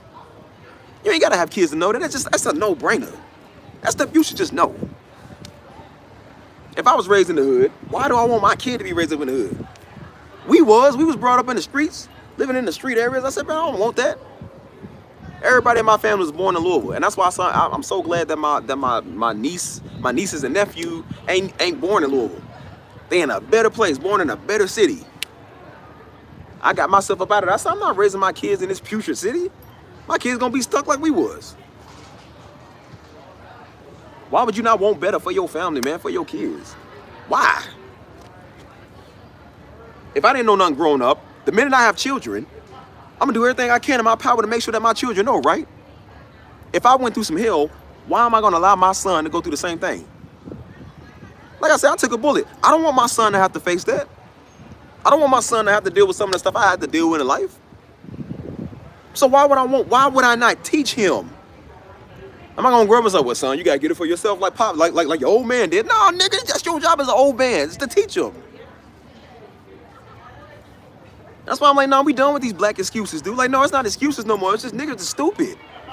We got stereotypes for a reason, because stereotypes is based off of truth. It ain't that you don't know. It's like, no, you're not ignorant, you just dumb. Ignorant is your child. Your child don't know nothing, so they ignorant. You just slow, because you want to be. The crab in the bucket mentality, it's not because you don't know, it's because you don't care. You can't go get $1 million record deal, so you mad at dude because he got $1 million record deal. So instead of you being happy for dude, trying to be on dude's good side, because maybe he'll teach you how he did it, you want to take him out. You'll kill him for a little money. I told you, man, bro, them Negroes kill Pop Smoke for $2,000. They killed that nigga for $2,000. He was worth millions. And they killed him for $2,000. And then they split it up between, like, I think 4 of them, and they only got like a couple $100. Bro, that's a shame. That's a real shame. And I said, bro, that's how low your life is. You worth millions, and they'll kill you for $2,000. They'll kill you for free. This is the mentality that we have. And we saying that people don't want to know better. They don't want. I said, no, people do want to know better. They want more. Y'all kill the ones that do. You get mad and slander the ones that do. You call them white, or you call them Uncle Toms, or they sell it, or tap dancers, or such stupid. It's like, no, it's just they don't want to be like you. I don't want to be like you, which is why I'm like me. Which is why I hang around people that have the same type of mindset or better mindset than I got. Crazy, man. For real, man. Yeah, they did. That's what I said, bro. Pop Smoke was worth millions, dude. He's also another one everybody kind of idolized when he died because nobody really knew who he was. But his music, like I said, he got a unique style. Music is pretty fine. I'm like, he got a nice style. Dude was worth millions, dog. And they killed that nigga for $2,000, dude. Even his ops, man, people that didn't even like him was like, bro, that was messed up. They was like, they knew. They was like, bro, dude was worth more than $2,000. That shows you how little we value life. We value stuff, man. Notice it's funny. All them white people that live up in Beverly Hills, they didn't mess with them. They want to mess with him. They want to mess with them. Because they want to go out there and Negro. Because you're flexing too hard. You got more money than me. How you make it out the hood, man? See, that ain't fair. You driving a Stingray and a Porsche. How can you do that when I can't? And instead of them going to the Porsche store and go robbing the Porsche, they go rob yours. Like, bro, take it from the Porsche store. They didn't want to pay for it. If I buy mine, I bought that with my own money, bro. It's hard for people to get stuff out here. Take it from the manufacturer. Don't take it from me. They don't want the white man Porsche. They want your Porsche. They'll take your jewelry and still shoot you. You give it to them and they'll still shoot you. That's like a different level of like envy and hate. You know what I'm saying? Literally. What people do you know that will rob you and will still shoot you, even though you comply with them? They hate you that much. That is sad. Bro, that is like, there's something deeper to that than just trying to take your jewelry, take your chain. That's almost like, to me, it's almost like making a statement. It's almost a statement in a way where it's just like, you know what? The fact that you was able to get this and I couldn't, I'm gonna just go ahead and shoot you anyway. Well, you know, I couldn't get it, you did. I can't figure it out, so I'm just gonna pop you. What kind of mentality do you have to have, bro? Hold on. Pull that up. I remember, man, I'll tell you a story. I remember back in, I think it was like 2012. About like 2011, it was like 2010 or 2011. We had just had Wednesday service, so usually on Wednesday service, me, Daddy, and Joe would go over to the Indies. It's a chicken spot, soul food chicken spot. So after church, we'll go to Indies and whatever. So there was a dude that worked there, man, good dude, good black dude. So one day we got in there, and we seen a poster up. Somebody killed him. Somebody robbed him and shot him. And so Daddy was looking at it, he said, hey, it's my man right there. He said, hey man, what happened? And then they told him, they was like, yeah, somebody was trying to rob him, I think, on his way home. He gave him his stuff and they still shot him. He was a good dude, didn't bother nobody. He was just taking care of his kids. He was working, going to and fro from home. They robbed him, he gave him his stuff willingly, and they still shot the dude. But Daddy was, I'm telling you, boy, Daddy was crushed over it, man. He said, I've never been close to crying, man. He said, I almost want to cry over that dude. And that's why he turned to me and Joe. He said, see, man, he said, this is why I be on y'all like that, man, because I don't want something like this to happen to y'all. He said, dude, this dude was a good dude. He was like, bro, why did they do that? I said, what type of envy and hate did he have on his life, dude? A black brother just going to work, taking care of his family, wasn't doing nothing wrong, and they hated dude that much. Like, what? Like, man, that's crazy. But then you want to sit here and holler at white people. Nigga, shut up. That's why I say all y'all shut up about white people. Shut up. You don't get a right to talk about white people. Your son is a mass genocidal maniac. Much as people are hollering mad at Candace Owens and every black conservative, name the last life that Candace Owens took. Name it. Name the last life Herschel Walker took. Name the last life a black conservative took. You can't name it.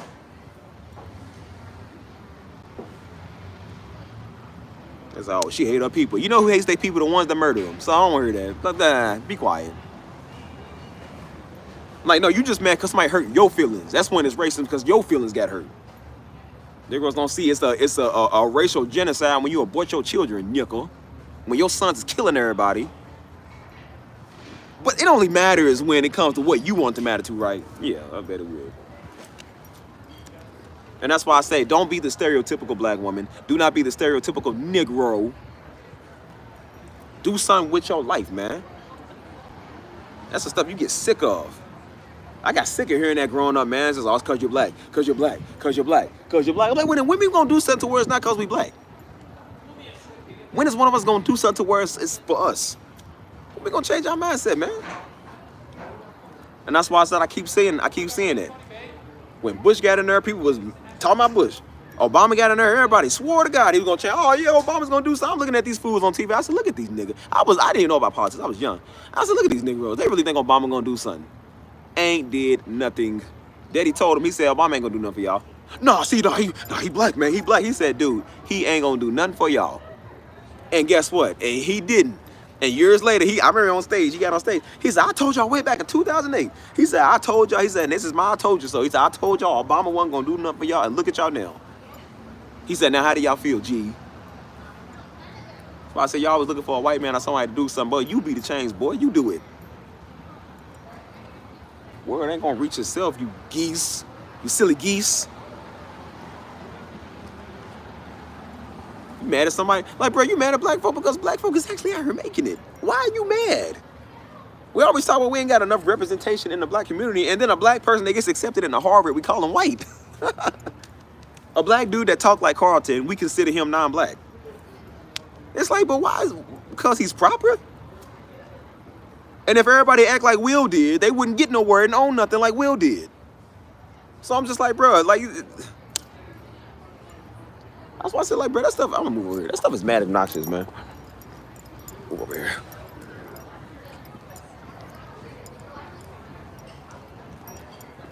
Ugh. That's why I said this old murderous, envious, hating spirit, man, we got, bro. Like, we gotta stop it. And then that's why I said that's why I tell people, because that's the first thing they say, oh, well, you know, dude, like, white people do this too. I'm like, well, I don't care what white people do. White people are not in my face crying about everything. White people are not in the predicament that we are in. So I don't care what white people do. Are we going to do it just because white people do it? So if everybody white jump off a cliff, we going to jump off it with them? Really? They were trying to argue that point. Talking about, no, see, they try to say black women have more abortions, but white people actually do. Nigga, who cares?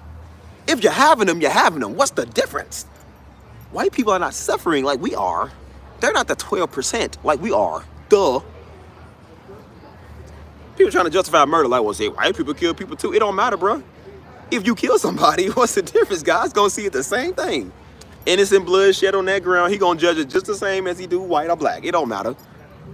That's like saying, well, you know, I only killed 7 people, but dude killed 10 people. Like, well, so you better because you killed 3 people less. Like, please.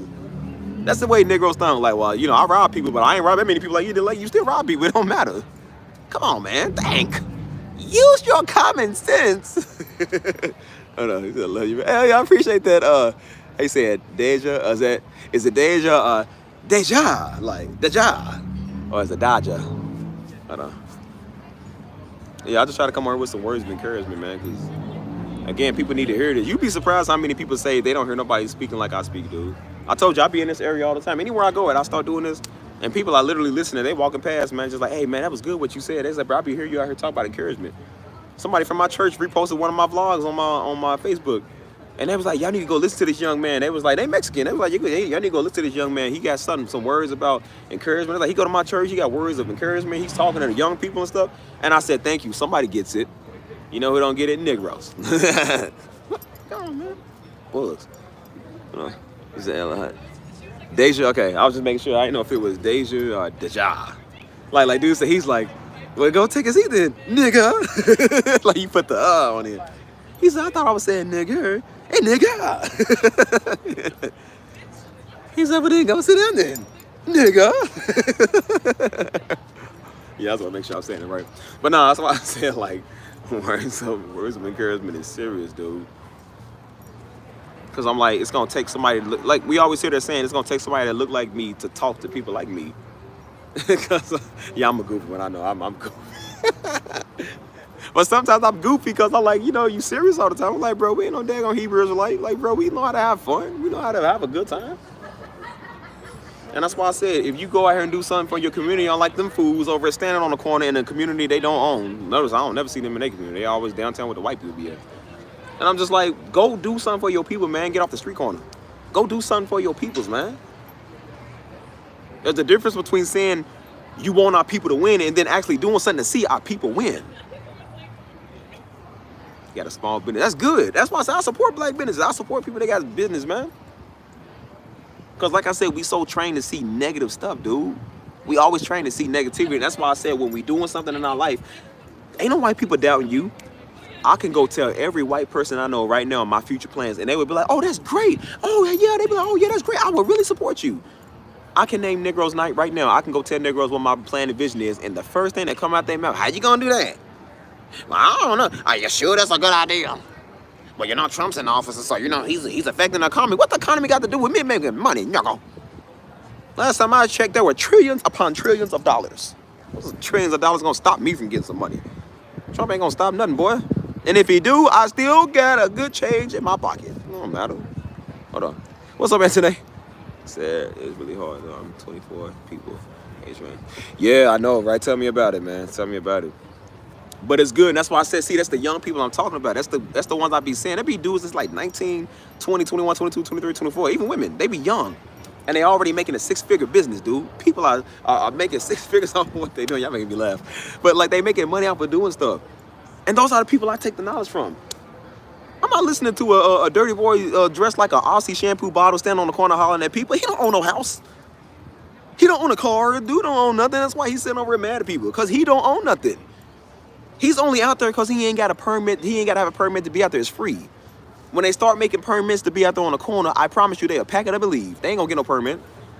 Because the city is not going to grant them one. Nobody's going to grant them one. Who's going to listen to them? You don't own nothing. That's why I said I don't listen to food. And I don't listen to nuggos.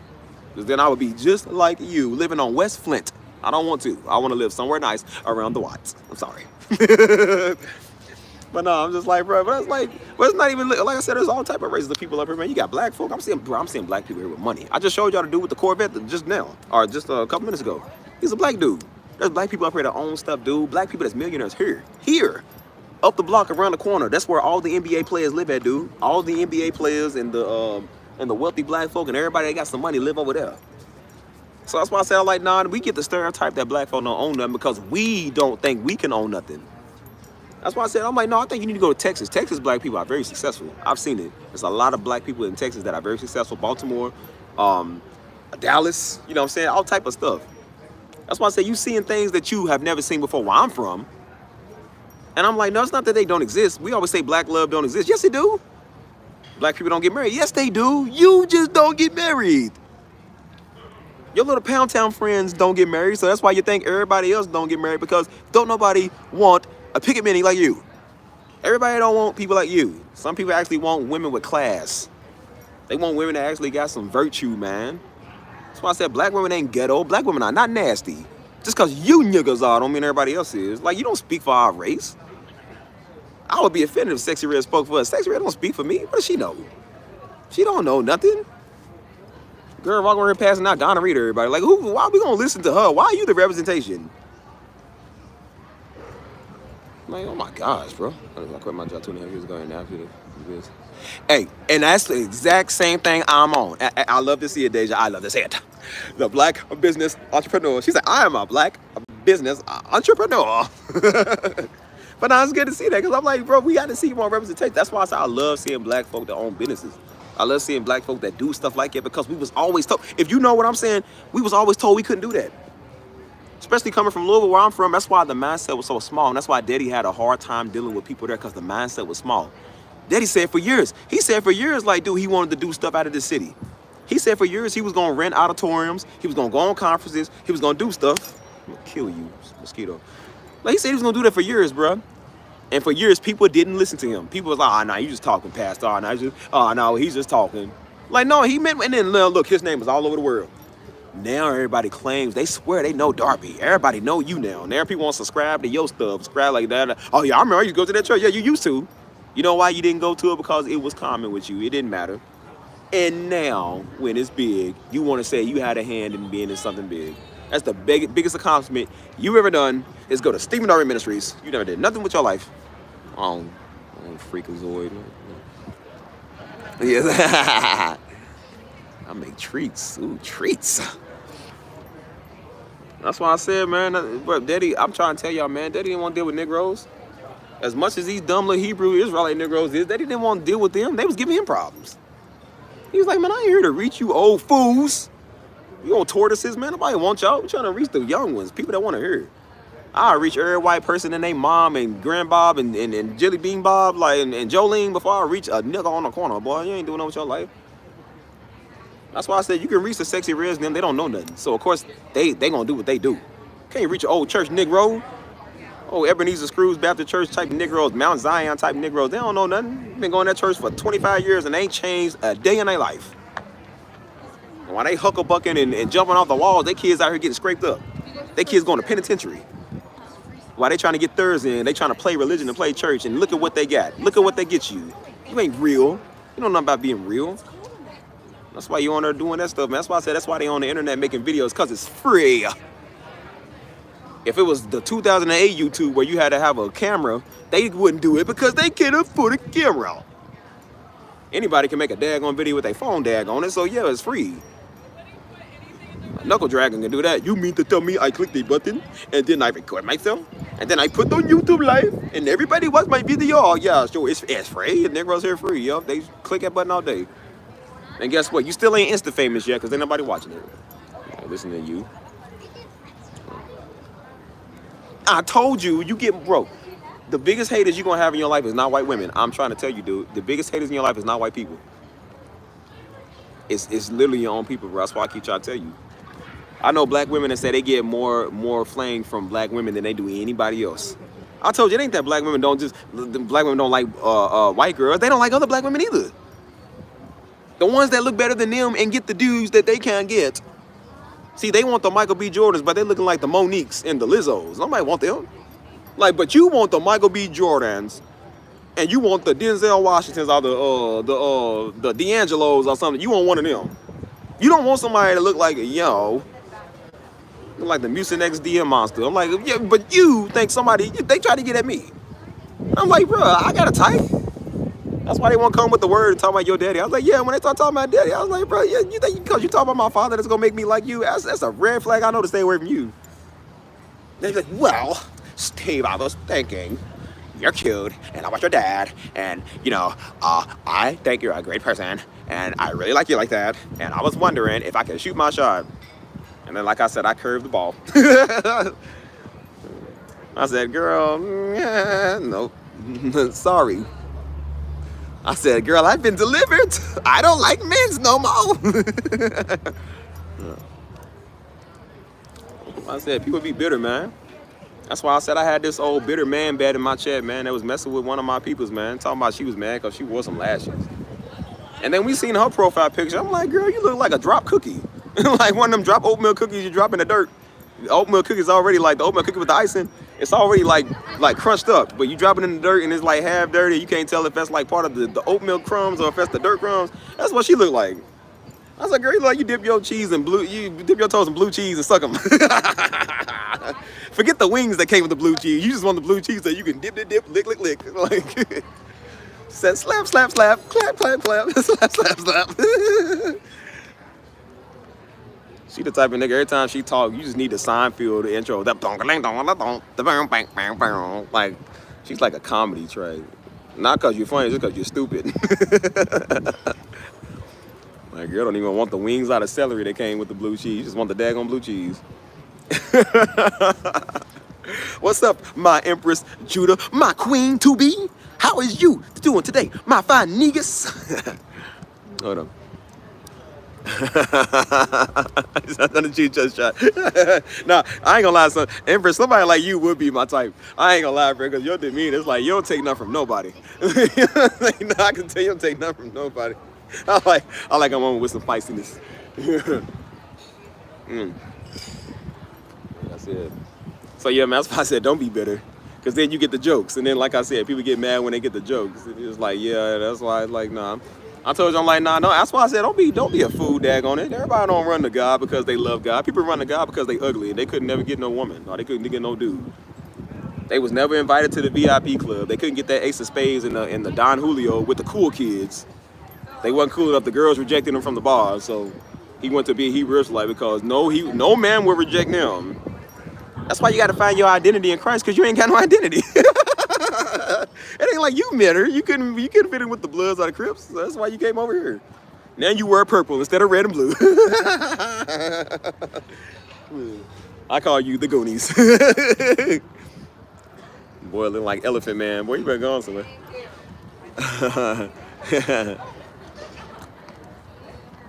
Nah, Everett, you funny though.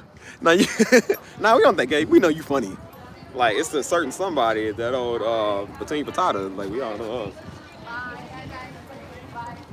us. A lot of people are doing the same thing. Nobody has that. And that's why I said, I'm like, yeah, man. People join games because they don't know who they are. And I said it's the same with the Hebrew stuff, man. People join that. And not all of them are bad. Don't get me wrong. A lot of them dudes is good dudes. A lot of people come over here. I got a lot of good Hebrew Israelites that watch me. They good. And they was like, hey, yeah, I do understand what you're saying, because they was like, I don't get into that other stuff that they be doing. They was like, yeah, them dudes be weird. I said, yeah, that's what happens when you join a camp full of incest fools, man. A bunch of incel Negroes, man. I said they the black version of the white boys that do that stuff.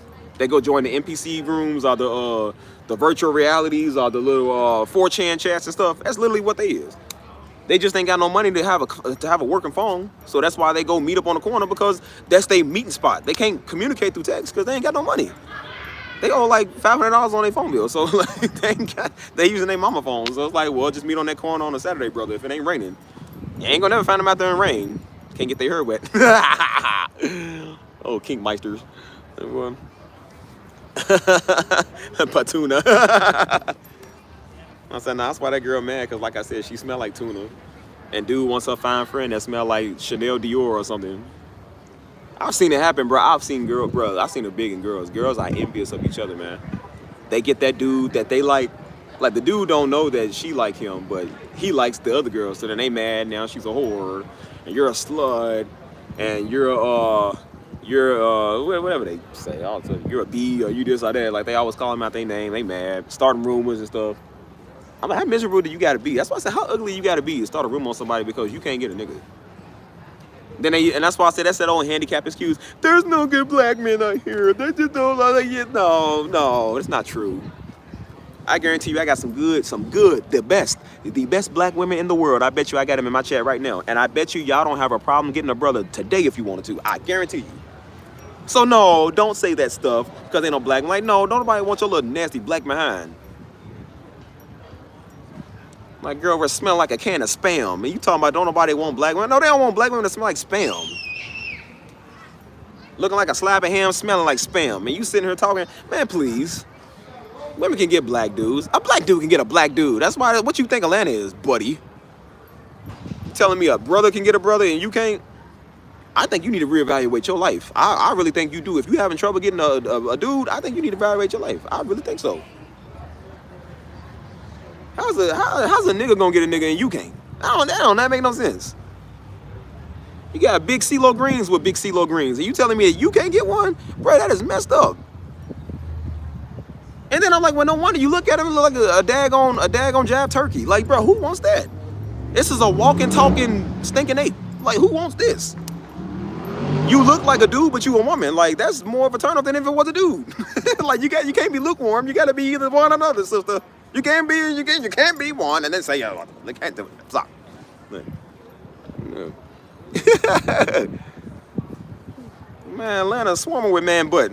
That's all they want down there is man butt. And they can get brothers. You can't get one. Like, yeah, you need to reevaluate your life.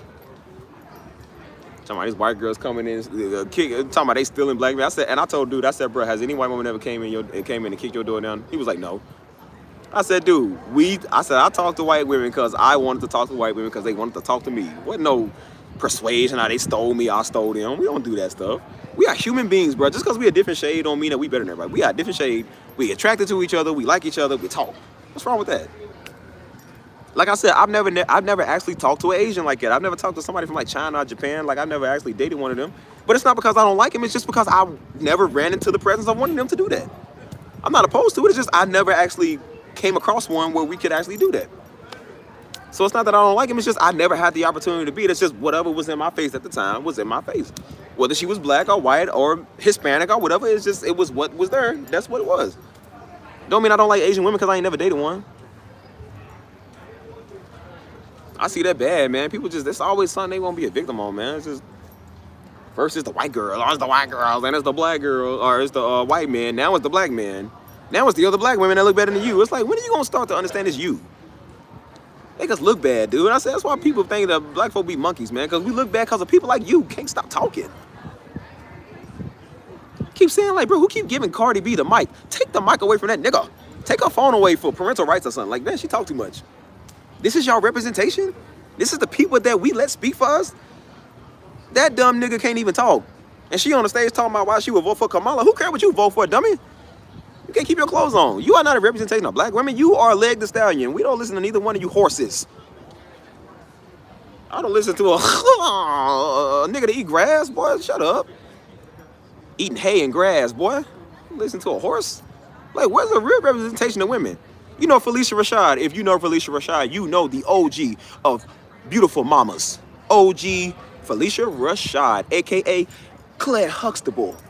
The Delectable. Man, everybody love Claire Huxtable. That was my favorite TV mom of all time. Claire Huxtable. Oh, still beautiful. I know Bill Cosby dropped the ball, but I wouldn't. I would still marry Felicia Rashad. Okay. Claire Huxtable was the woman back then. I don't know. She still is that woman. She got on there and said something, bro.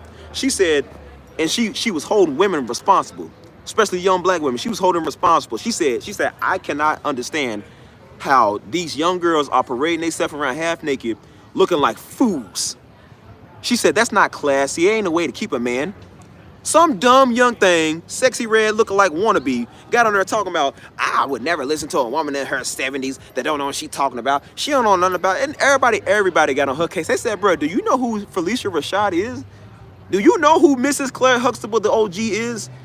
She was everybody's crush. I would listen to Claire Huxtable. Every man need him a Claire Huxtable. And people was like, how dare you disrespect Claire Huxtable? That's what they said. How dare you disrespect Claire Huxtable? She got class. Woman know what she talking about. A career working woman that love her man and her family. Everybody want her a Claire Huxtable. And I said, yeah, you must be too young to understand your elders. You ain't got no respect for the OG. That's why I said that's what's wrong with you. You ain't got no respect for them no more. And that's the black woman right there that would speak for all black women. Right there. And then they give all black women a bad name because they can't shut up and get off the phone now.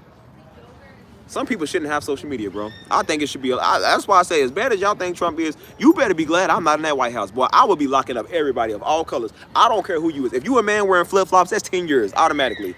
If your kids can't shut up in church or shut up in public, that's 5 years. And the child gets 2 years. Everybody getting time. I don't like nobody. That's why I said, like, boy, because I'm just like, people that talk too much, that's why I tell people, stop talking and just do. You know what the problem with Negroes is? You talk too much. That's why you're talking for 40 years mad at white folk. Hollering on the corner. They was doing this Hebrew Israelite stuff before Daddy was even pastoring. That ain't new. They've been doing that. But they ineffective because all they do is talk. They not doing nothing. You talk too much. And that's why nobody respects you. And that's why white people can go and beat up one of you Negroes and oh man, that ain't right, dude. That's not fair. Like, Negroes turn white when it comes to somebody white. But when it comes to one of us, we ready to put a cap in you. Ready to hurt you, man, because we don't like us more than we don't like them. That's why I said that's monkey, man. That's why I said that stuff is monkey. And that's why I said, like, you know what? This is why people don't respect you. You see the op trying to jam up one of your homies. What do? Pull out the blicky. You got to get to work. Air it out. You see a corrupt white officer sitting right there slamming your homie. Oh, dude, that's not right, dude. Man, you ain't right, dog. You ain't right, man. You saw it, man. The niggas are sitting there talking. It's like 16 of them. You can't take on that one police officer. That's why, like, yeah, y'all, you talking. And that's why you keep talking. The white officer still beating up your boy on the ground because you ain't going to step in and do that. He's still popping him. He's hitting him for every time you say to give him a new lick because you won't stop talking. Same with the children of Israel, man. Them niggas, all they did was sing and talk all day. They get capped. They lead astray from God. They get led in captivity. Deliver us to the promised land. And they can turn into Michael Jackson singing all day for 400 years. Then Moses rescued them. What do they do? Complaining in the desert for another 40 years. You ain't gonna do nothing. Just sit there talking. Then they get conquered again. Deliver us to the promise. Like, how many times you go deliver? How many times God got to send a savior to deliver these Negroes? It's like 4,000 of y'all and probably like 200 of Pharaoh, them and his peoples. And y'all can't easily overtake them because you just gonna talk. Pharaoh ain't right, man. Pharaoh know he ain't right. He don't care. That's why he's still beating you, making you step in the straw, boy. Because you just sitting there singing and talking. And every time something going on in our community, what do? Go sing and tap dance. Go get a white man to go do, hoping a white man gonna do something. And old dumb Hillary Clinton come and I likes me some hot sauce. And they go to a black church and every nigga and they dumb mama, oh yeah, she's for us, yeah. I said, this is how you get the Negro vote, bro. This is the dumbest party in the world. Just get their vote by just taking to a black church, talk about some hot sauces and greens. Negroes, oh yeah, she's one of us. Like, yeah, okay. So everybody thought Kamala was one of us. I'm like, bro, look, I don't really know. I can't even say that. I don't really know. I never met her. But then again, I don't know. I don't know. I said, like, people stop being bamboozled, man. Ain't no politician gonna change your situation, boy. I love how people do that every year. They come out with this old fake woke stuff. We gotta vote this way, and if you don't vote this way, you ain't black. How you gonna tell somebody they ain't black because they vote a different way? That's why I said, when you try to tell somebody how to think, I said, what do we call that? What do you think is gonna happen in the world when everybody has to think the same way? They get everybody to have critical mass, which is something Daddy always said, critical mass. That's how you get the New World Order, dummy. They already doing it now. You can't say this, you can't say that, you can't think this way. Negroes is the first one to tell you there's something wrong with you if you don't think like they do.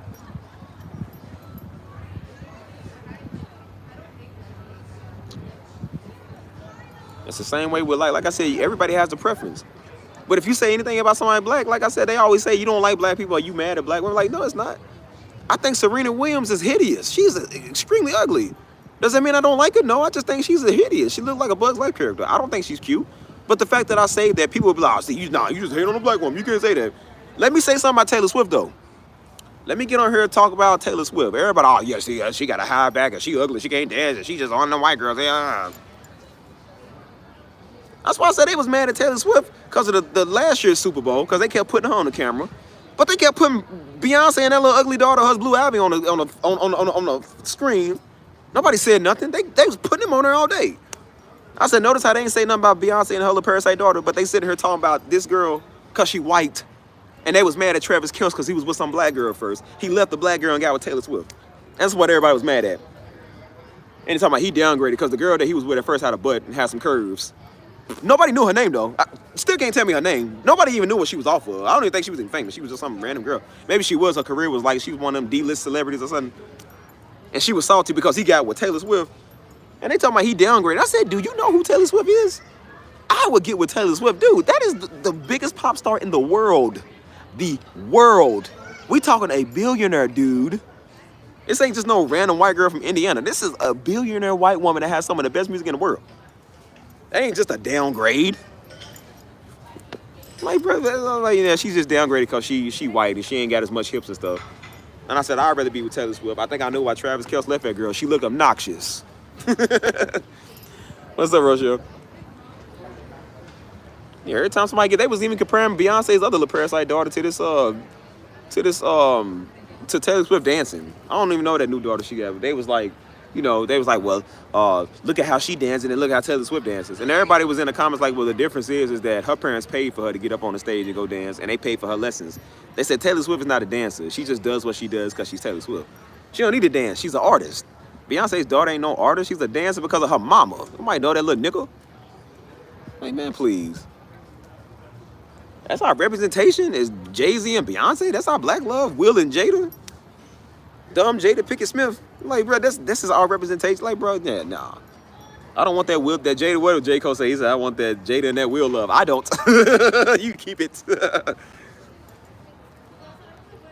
why I say it's mighty funny. His wife is calling him Hill. And then So Chris Rock throw a joke, now he want to get up there and slap him. I'm like, you should have slapped your wife, dummy. Your wife is making you in a laughing stock.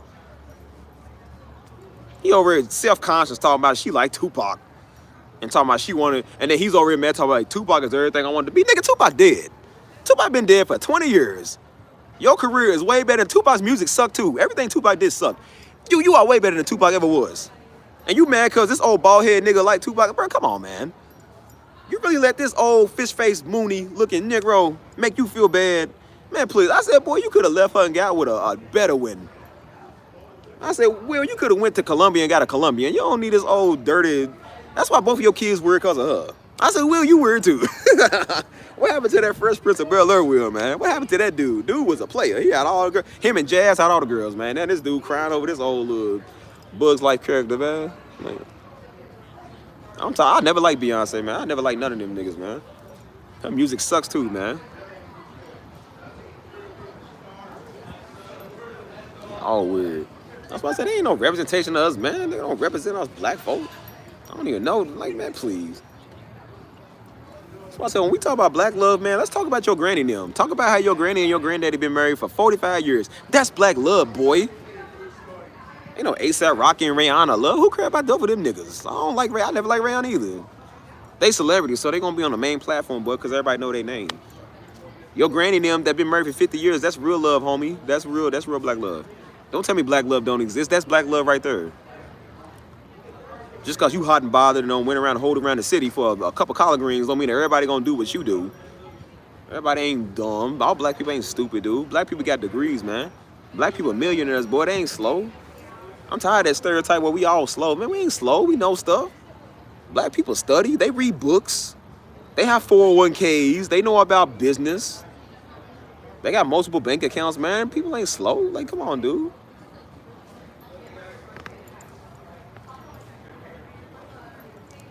I bet you would think everybody's slow. You listen to Sexy Red all day.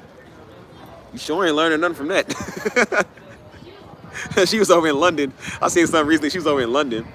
And so, of course, I always check the comments. Because she over there, like, twerking. Like, she's, like, slamming herself on the concrete in London. Everybody's like, hey. So I said, I'm going to check the comments. Because it's funny whenever she do something. People roast her. And so somebody said, dropping that thing like a bag of ice is crazy. You know how you drop a bag of ice on the ground? Like, that's how she was dropping herself. She was doing the splits. And somebody said, yo, they said, drop the ice. They said, dropping the ice is crazy work, bro. I was like, yo, that's crazy. And I said, but this is what people think of when they hear the black representation. That nigga. I was like, see, that makes us look bad, bro. That really makes us look bad. Hold on, y'all. Let me text somebody back. Okay, here we go. Are y'all there? Hold on. Are y'all there? Can you hear me? Hold on. I don't feel like the bad guy. Suit man. Hey, where is Suit man at? But nah, that's why I said man, we gotta stop this stuff, man. We gotta grow up and think better, man. Think differently. You know what I'm saying? Like, the way we are, the way we act, that's obnoxious. That's why I said, bro, go anywhere in the world that you want to go, man. Get around anybody in the world you want to get around. I gotta check the chat to see what y'all talking about. I didn't even see that yet. But yeah, that's why I said, bro, we gotta do better, man. You know what I'm saying? I said, as black folk, man, we complain and cry too much, man. If we gonna cry this much, we can do something about it this much, dude. If we got enough faith to be negative, we got enough faith to be positive. What's the difference? Stop thinking you better than people, man, just because you black, because you got some money. Like, you ain't better than nobody, dude. There are people that's broke that's happier than you. I was talking to a dude the other day. He said he got into the business. He said he started from nothing. He was broke, living in his car. He started business, started getting rich, getting money, got him the car he wanted, was doing everything. And he said, I was more miserable when I made money. He said, I was more in a darker place when I made money than I was when I was broke. Because like I said, people are chasing that money and they forget the whole reason of their existence and what they doing, man. They was chasing something, and then when you get it, then it's like, what you do? There's people that's like, man, their whole life goal was to win the Super Bowl. They win it, and then they talking about they want to off themselves, like, because that's all they ever thought about was doing. They don't have nothing else to do in life, dude. That's why I say you're not better than people, man. So really stop thinking you better than people, dude. There are people that are happy. Wait, come on, man. Kill a mosquito. So there are people that are happy, man, just being themselves, man. He got caught in real time. Oh, I should have seen that. Says that what she was talking about on the chat? She was talking about she went off yesterday. She said something. I didn't even see it because I wasn't even there. So I was having a good old time with the white folks. Good old time with the white folks. Up in town with the right folks. Mm, mm, mm, mm, mm. Hold on, once you get to the top, rock one. It's really not, man.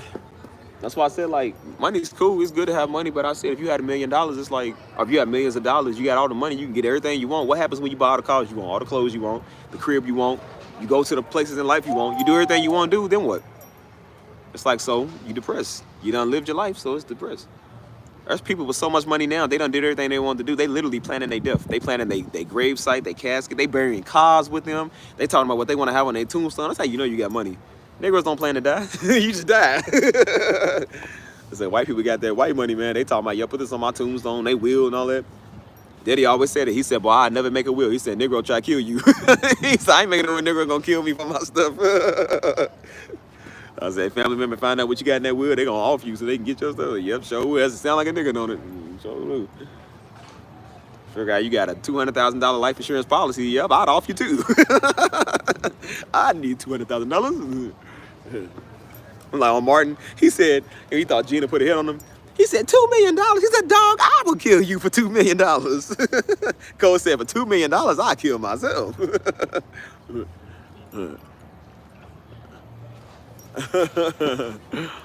Hold on. But yeah, man, that's what I was saying. But yeah, that's why I said, man, just get up and do something with your life, dude. You know what I'm saying? Don't ever let nobody stop you, bro. Never let nobody stop you. I don't care who it is, mom and them, nobody, bro. Don't even let me, bro. Don't let nobody stop you. If you got a vision for something, your vision is different from mine. I might not understand what you're doing, and you don't understand what I'm doing, but two different people, man. The goal of the day, because I know the majority of people here is us. So I'm like, the goal of the day, don't listen to Negroes. Not black folk, don't listen to Negroes. And you know who I'm talking about. You know who that is. Don't listen to them. You're going to be just as dumb as them if you do. Believe me, you ain't going to never get nowhere, and it's going to be a very miserable life. So, yeah, that's why I say I'm so against talking to people, man, who don't own nothing, who don't have nothing. You know what I'm saying? People that don't care about nothing, because you're going to be just like them. So, don't be like that, man. Hold on.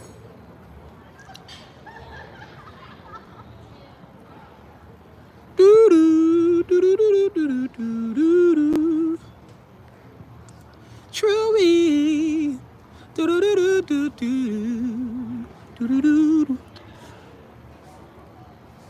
So yeah, what was we talking about? I don't even remember. What was we talking about? I can't. Somebody refresh me. I forgot what I said.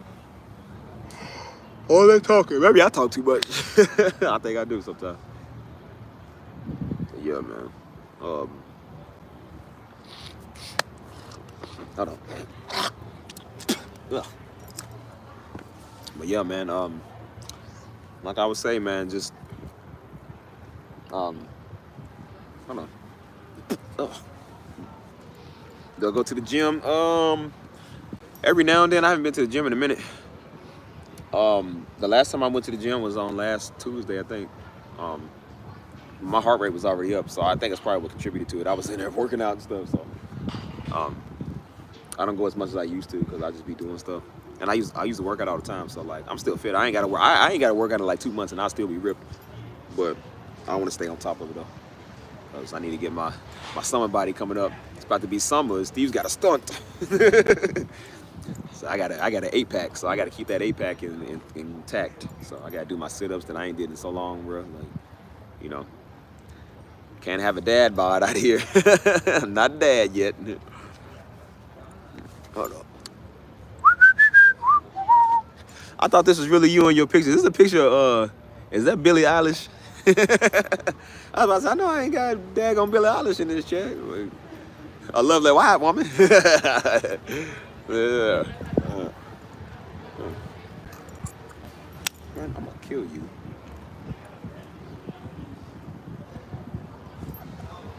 It's good. I've been doing a lot of jogging. Yeah, I like to run though. That's why I like to run, man. So I ain't been running in a minute either, man. You get a runner's high, that feels good, dude. So Start doing that again. It's starting to warm up here a little bit, so like it's getting hot, so it'd be perfect, man. I'm already dark. I got my tan the other day. I got to tan everything because it looks uneven, dude. So I got to tan everything. So yeah, I was like, is that Billie Eilish? I was like, uh-oh. Got that white woman in here. Emotions.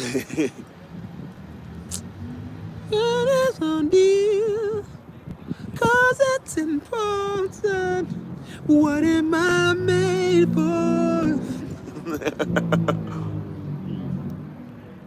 ain't gonna let Billie Eilish always have some I remember they kept saying, they was like, who had a bigger impact at 16? They was like, her or Chief Keef. And at the time, I was like, who is Billie Eilish? I don't even know who that is. But she just got big. Everybody started talking about her. And I said, let's not forget Chief Keef started the drill era, so I don't know who this other fool is. And then she came out with the, I'm losing it. Don't bom bom bom bom. It's that white people music. Da da dum dum da da dum dum da da dum. But just to see them dance, they be over dancing. I'm like, bro, look at these niggas. He's like da da dum da da dum da da dum. I'm losing it. I'm losing it. They got that. Hello, mortal. They got one of those. Hey, them daggone Hebrew Israelites probably still got a daggone Razor phone or a Droid phone or something. Phones that don't exist. You got a HTC phone or something. Nah, hello, mortal. No, his phone still do the original.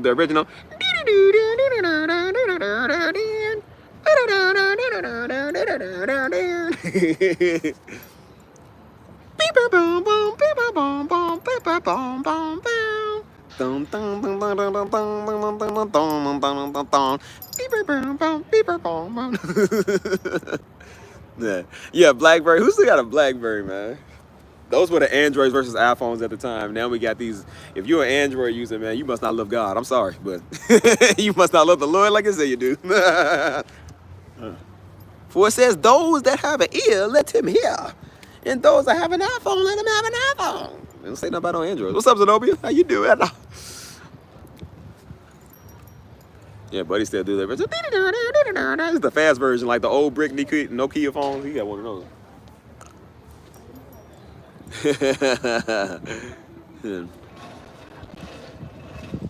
Yeah, I forgot what we was even talking about, bro. What was I saying? He's an Android user, love God. Android users still wear Latrell Spree wheels, still wearing Dadas.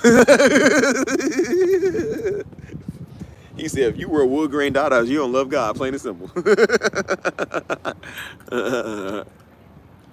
He said, Dada got a chrome shoe that got a speak on it. Your feet don't even have ears, my nigga.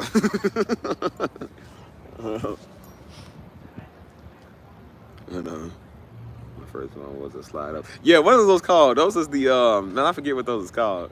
The man, that's called something. Everybody had them little razors and crazes or whatever them things is. Hold on. I ain't gonna lie, bro. Flip phone the flip phone was fire though. That was how you could tell you was mad at somebody. That used to be cool back then. You be mad at somebody, like, you know what, man, forget you, bye. You just flip it, like you could slam it, man, and stuff. So now you gotta click a button. Like instead of clicking a button, like it used to be, you had to slam it. Like, you know what? Click. Like you would slam it, bro. That was better, man. People can hear your anger when you hang up. Versus now it says boop, boop, boop. Yeah, it's better than the way I did my phone, bro. Like I said, I broke my phone before. I remember I was with my ex one time, bro. She got on my nerves.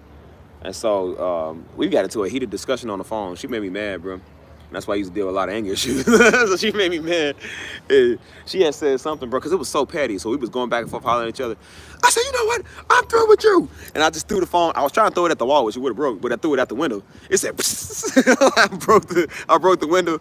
And outside, you could hear the phone hang up. It was like, boo, boo, boo. And I checked my phone, bro. The screen was cracked. Everything was broke. I said, girl, that made me break my daggone phone. What's up, Kate? And I said, that's a new way to hang up phones, throwing them out the window.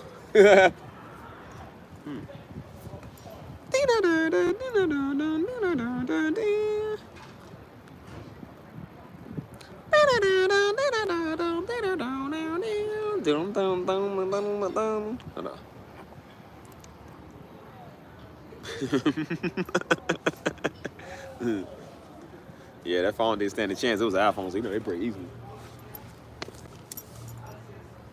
Yeah, good old toxic relationship. I was like, ooh, toxic, babe. Toxic. Ooh, toxic, babe. Bruh, ain't nothing like a toxic relationship. I hate those, man. That's what make you not even want a relationship. You like, I'm tired of dealing with people, man. People weird.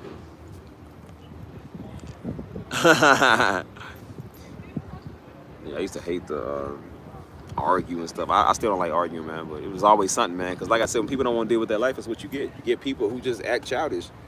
So she was always childish about stuff, so it used to make me mad. So we had like a trauma bond. I think that's what it is. Like we both went through some trauma together, so we was kind of sticking it out, but I was like, yeah, no.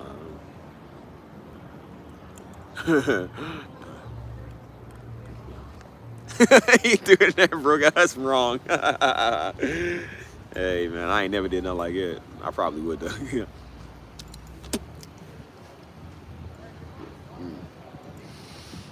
Yeah, ain't nothing worse than a toxic relationship, dude. I know. He said, I'm walking in a dark parking lot and it's weird, a guy nearby. Can you say, I'll stay on the phone until you home, please?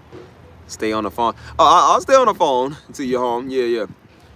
Tell that old weird dude, Stevie Jr., would jump through that phone and do something to him if he hurts my people. I ride for my niggas, dog. I'll ride for my niggas. You know? I don't miss that girl. Yeah, I don't miss none of that, man.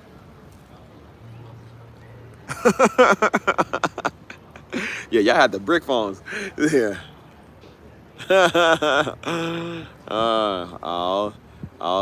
I'll stay on the phone until you home. Yes, yes, I will stay on the phone until you home.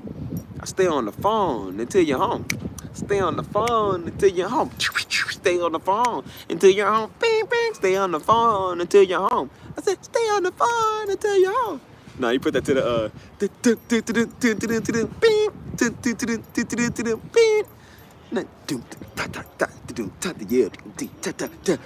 come on now. I stay on the phone until you get home, making sure you safe into your car. The situation is serious. Hey, bro, Steve is dumb. It's driving me out of my mind. That's why it's hard for me to find.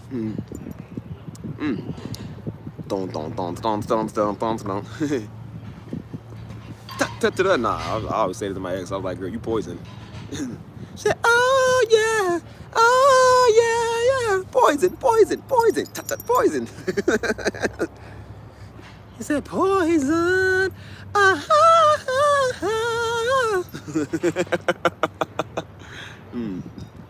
She said, me and my car. I can't lock all my doors. He said, I'm in my mom's car. Broom, broom. Get out me car.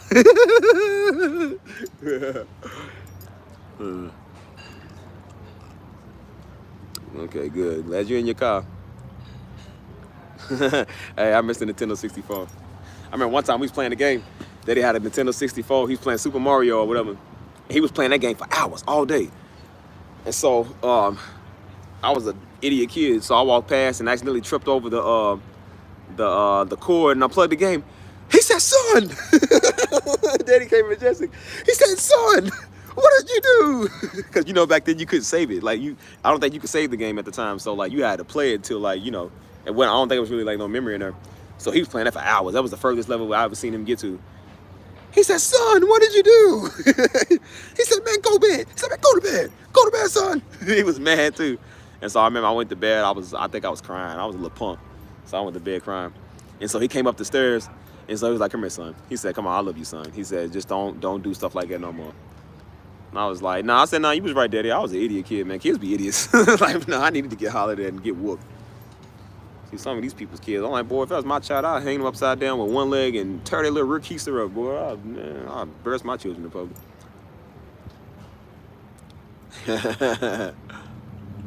Yeah, I do miss mine too. He's like, oh yeah, wait a minute, Mr. Postman, hey. My man's in the background. Hey. And if you love me, let me go. Said if you love me, let me go. Yeah, these old dumb TikTok kids, man, they just TikTok New York Knickerbockers, man. Nobody like these little silly kids no more. They doing dances like they doing the the old Macarena trick. Yeah, bro. He's saying, why you always lying? Always lying. He's like, oh my God, stop lying. And I remember the girl, she said, a potato flew around my room before you came. Excuse the mess it made. LeBron James. I always thought that song was fishy though. He said, a tornado flew around my room before you came. He said, my eyes don't shed tears, but boy, they pour. I was like, oh, he said, boy. When I'm thinking about you, oh, no, no, no, I've been thinking about you. You know, no, no, I've been thinking about you. Do you think about me still? Do you? Or do you not think so far ahead? I've been thinking about forever. I knew he was kind of fruity when he hit that note. I said, yeah, he's on the zesty sauce. He's on that Zaxby zesty sauce right there. He said, a new feel. Oh, I said, yeah. Joe even said, he said, what you talking about a new feel? I said, he's talking about his rear end. That's what he's talking about. Cooking with the wet noodle. Tossing the salad. Oh, y'all not Tyler the Creator. Hey, bro, I used to watch, it's a show called Lord of Squad. I think it was Lord of Squad or whatever with Tyler the Creator. Oh, my God, it's the funniest show I've ever watched, dude. Like, bro, Tyler the Creator is stupid. Tyler the Creator can rap, though, but he's zesty, too.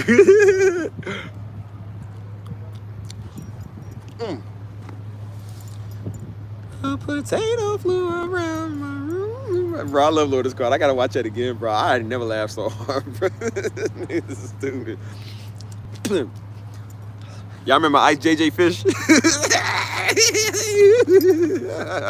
Oh my gosh, bro. I don't know. Hey, it's funny because Ice JJ Fish, he actually got saved. Ice JJ Fish got saved, though. And he still does music. He does this terrible Christian music.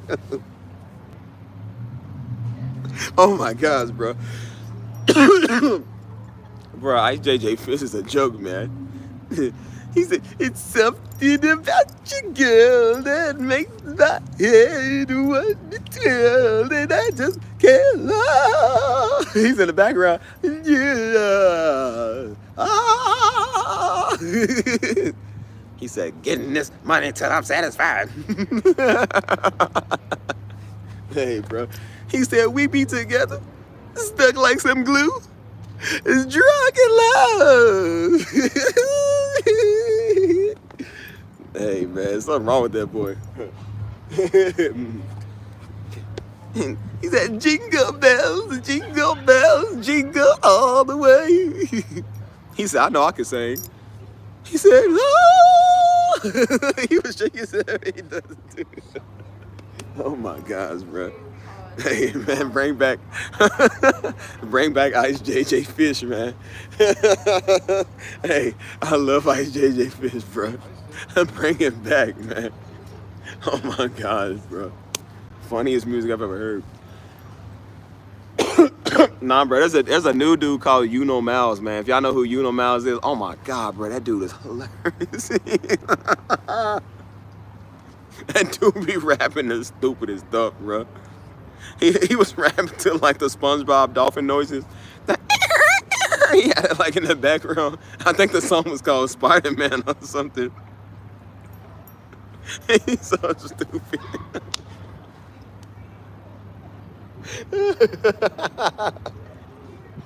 He'd be on there, he'd be like, he be making these sounds and stuff. He said, yeah, I robbed everybody. This is for the neighbors that kept it cool. He said, I robbed them too. I robbed them. He's rapping. It's like he's confessing when he's rapping. Let me do is funny, man. Oh my gosh, bro. And these nuts. He said, yeah, something came in the mail today. He's like, what? He said, these nuts. Got him. I'm the these nuts dude. Nah, he was funny though. I seen a dude. It was a dude. I think it was oh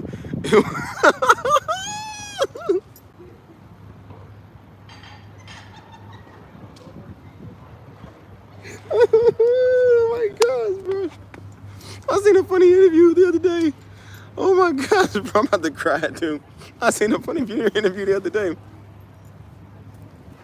It was, I don't know if it was Trick Daddy. It was somebody. I think it was Trick Daddy or somebody.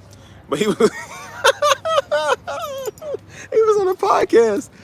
And so, of course, he was talking about, like, what's going on with this trans stuff and, like, how they trying to force this on kids.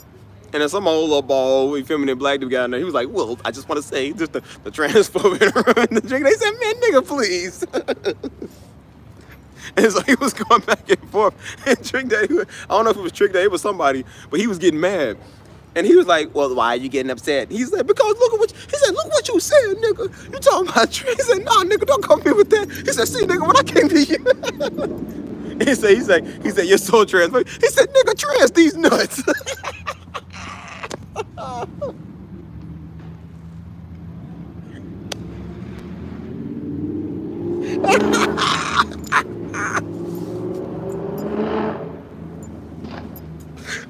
Oh my God. Yes, bro. Oh my gosh. Oh my gosh, bro. Oh my God, that was funny because that's how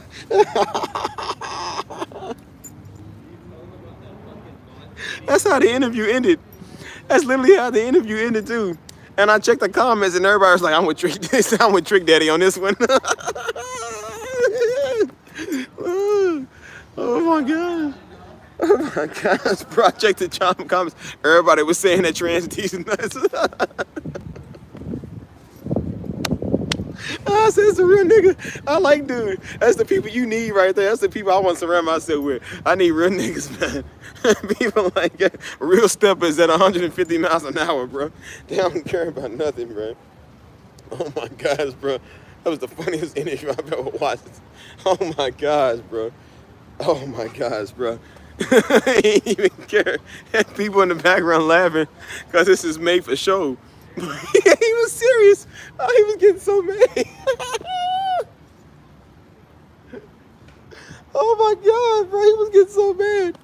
He was getting so mad. He was turning up. And dude was like, well, why are you getting upset? He's like, you're getting upset? He said, because nigga, these people like you. He said, this is so trans. He said, nigga, trans these nuts. Oh, man. Let me calm down, bro. Oh, my anxiety's kicking in. Oh, man. Hey, whoa, Vicky. I thought, well, remember she was dating, remember Boo Gang? Boo Gang actually got saved too, man. I've been seeing him lately. He got saved, but he was dating Whoa Vicky for a minute. They was together. I don't know. In some circumstances, Whoa Vicky kind of cute. She kind of is. She better than that bad baby nigga, whoever that is. I never liked her. Ugh. Hold on.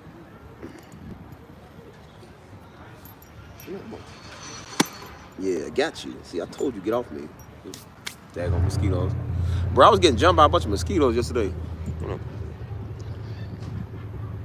I don't know. Crazy world. That's why I said it's good to have a good laugh, bro. That's all my feed be. If it ain't educational, it's funny stuff. Like, it's funny, man. I don't like drama and I don't like all that gossip and whatever. But like, funny stuff, bro, it hits my soul, bro. But Trick Daddy or whoever that dude was, he was so mad. Oh my gosh, man. I don't know, I might get me a Whoa Vicky. Whoa Vicky wasn't that bad. She was better than Bad Baby was, and Lil Tay, whoever that little nigga was. Yeah, I remember when they said that Lil Tay died. They said it. I was like, what even true? But I don't know. Well, because she's like, well, I know I'm black. I got like, what she say? I got like 20% in me. She's like, y'all got the wrong one. I know I be black. I don't know who y'all think y'all be talking to, but I'm black. My DNA said otherwise. Hey, I'm going somewhere.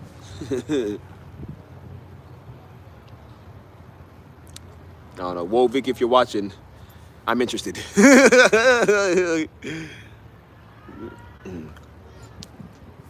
I have no idea. What I got planned for the night is being an obnoxious nigga outside, bringing the people in my laughter. I think people are looking, they were over looking at me laughing at me, bro. My laughter is contagious, bro. Like, I think it's what it is. My laugh is like really contagious. And then my comedy too is just like, it's so funny, bro. Oh my gosh, it's so funny. There's times I wake up in the middle of the night, bro, I'm just laughing, going to the bathroom or whatever. I be laughing because I'm like, bro, why'd I say that? Like, I don't know why I even said that.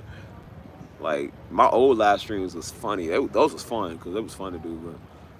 My old live streams is where it was at, bro. I used to go in, bro, for like 6 hours. I was doing jokes for 6 hours, bro. I don't know how I had it. I don't know if it was just the anger I had, or I was just like, I'm just a goofy dude. So I think that's what it was, man. Like, it keeps me going. And then people in the comments was hyping it up and was laughing. And then the jokes was coming better out of nowhere. So it just made you want to keep doing it. So, I feel like they couldn't contain, because a lot of times people will come in my chat wrong. They come in here weird and all weird, dumb Hebrews like Negroes come in here. I want them the spiritual weirdos that think they deep, that nobody listens to. They come in here, and so I used to give them the jokes, and they ain't got no good comeback. So they would just be sitting there getting ripped up, like they ain't got nothing.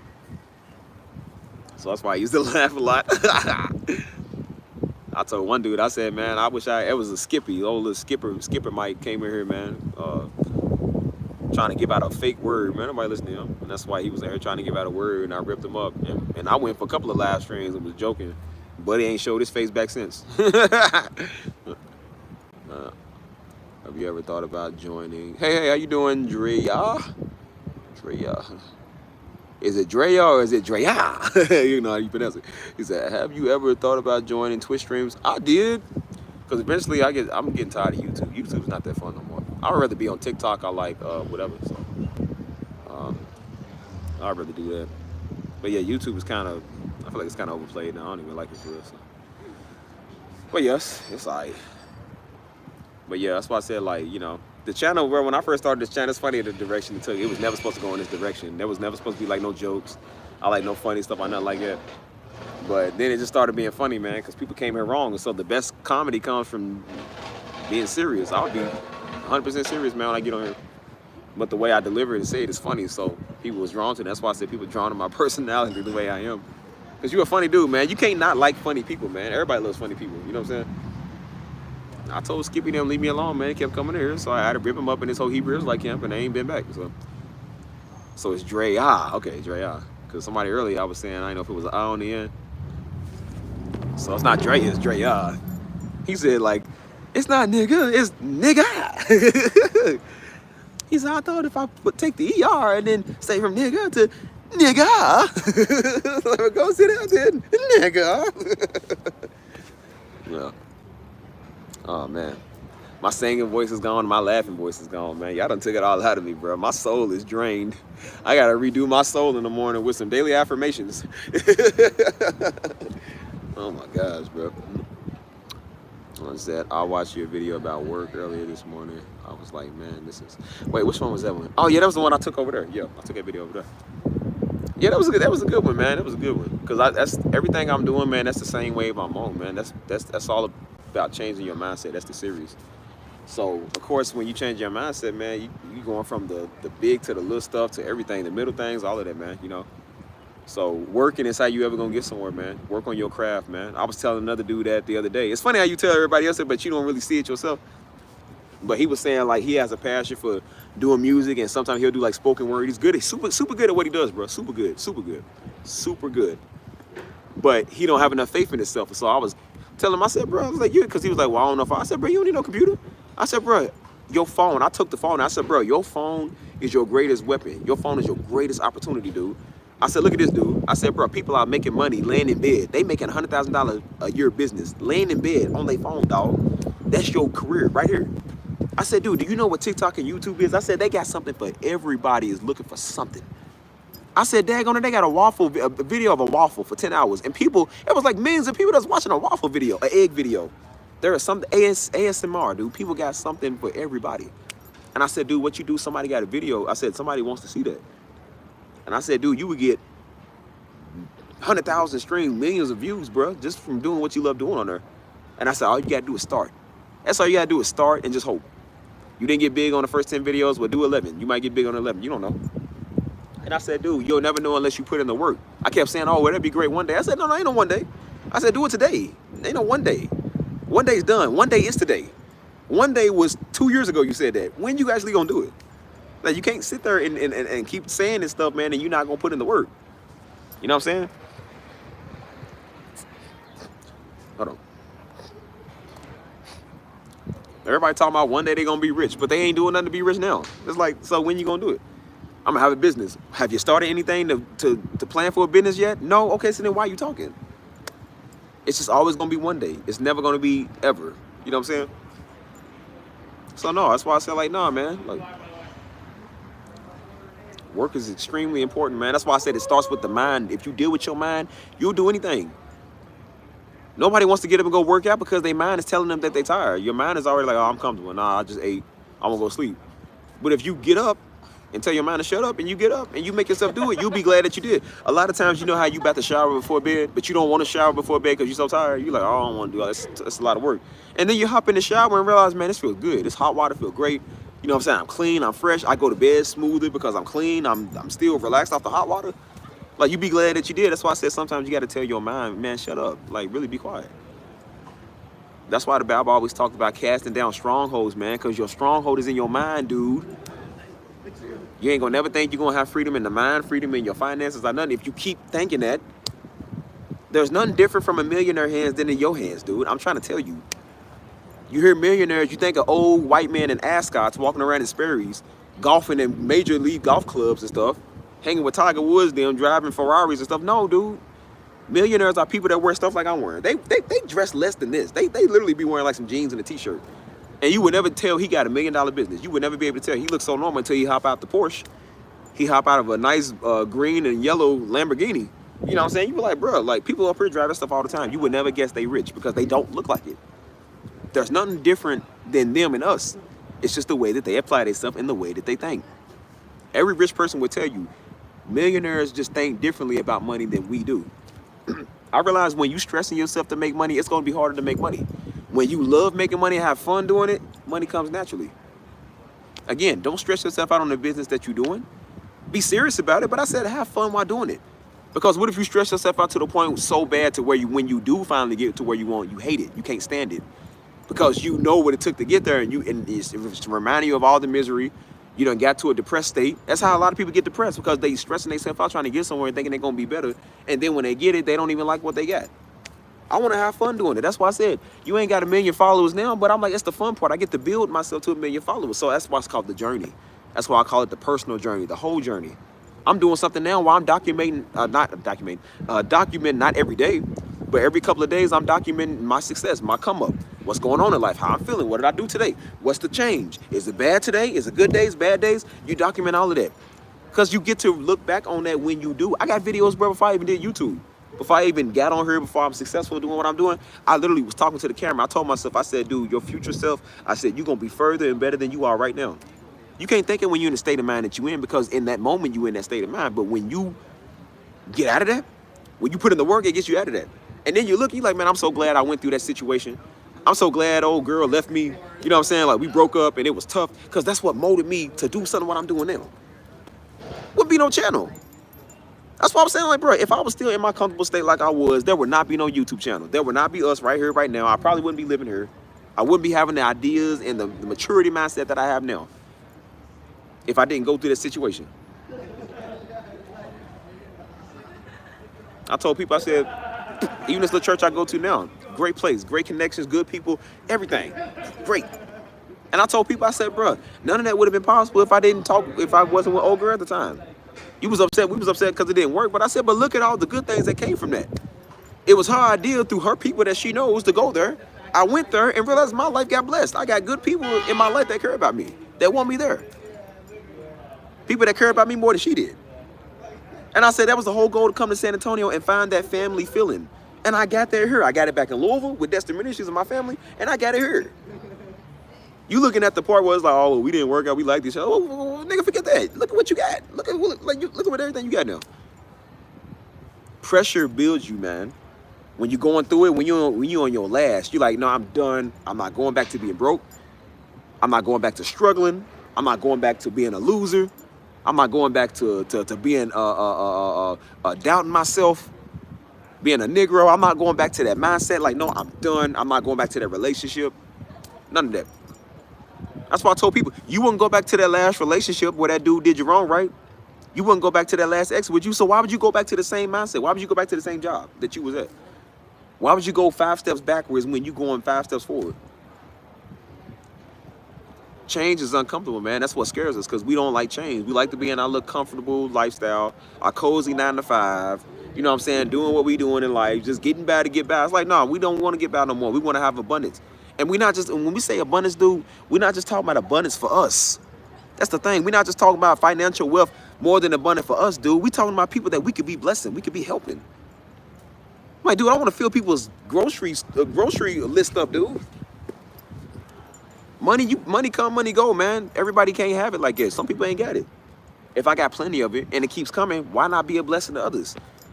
They can't afford groceries. Some people can't afford to fill their cabinets up, man. They going to bed hungry. I want to fill up their cabinets to where it's abundance, man, an overflow. Pay their rent off for a month, dude. So the money that they make that month, they can save to themselves and splurge on themselves and have something nice. So they ain't got to worry about putting all their money and work 3 jobs and kill themselves for this month's rent. Dude, I said, give them jobs, bro. Put them on the payroll. Like, that's the stuff I want to do. Have people have a better come up, not just for me, but for others that I can teach. So they can get out of the poverty mindset, because they mamas ain't going to do it. The black community already showed they ain't going to do it. Black Lives Matter ain't going to do it for them neither. So it's going to take one of us to get a foundation to do this, because nobody else is going to do it. And I said, well, I can do it. I can do anything. I can do all things that Christ who strengthens me, and I can do anything because I wanted to. So why not? What's stopping you? It's not impossible, is it? No? Okay, so then what's stopping us? What's the problem? Now, come on, man. Oh, what percentage am I? 7. Oh, no.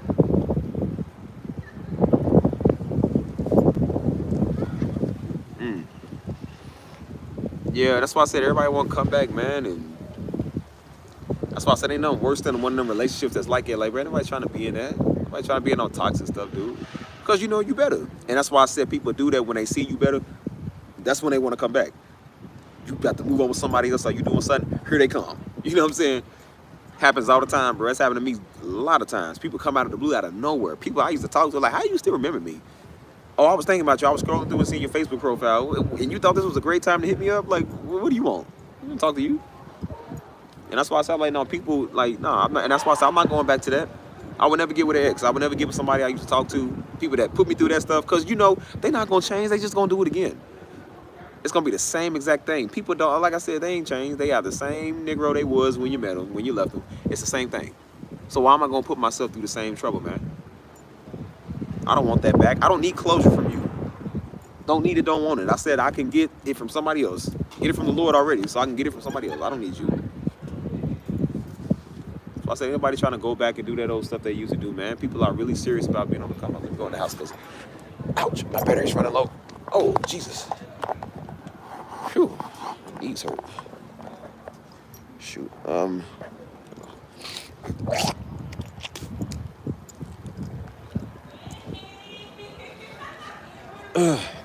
they always want to come back when you doing good, bro. I promise you, man. It's always like it. Everybody want to come back and be, oh, what's up? I remember you. That's why I said, think of how many people come to a celebrity when they get famous. All their exes and everybody they used to talk to is sneaky links. All of them come out, oh, yeah, I remember you. You didn't want to get seen in public with them at first. Now you want to come be seen with them now. Like, they doing good. Everybody can say, oh, yeah, I used to date Beyonce. Yeah, you used to. You don't no more. Like, yeah, I bet you would say that, wouldn't you? You ain't got nothing working for you, so. Again, man, people just...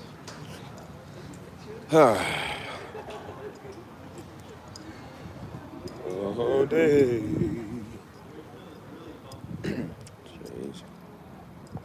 They don't change. That's why I keep saying, like, bro, people don't change. And that's why they remain Negroes, man, because, like I said, people ain't trying to change their life. They ain't trying to change nothing. So I don't want to be around people that don't want to change, man.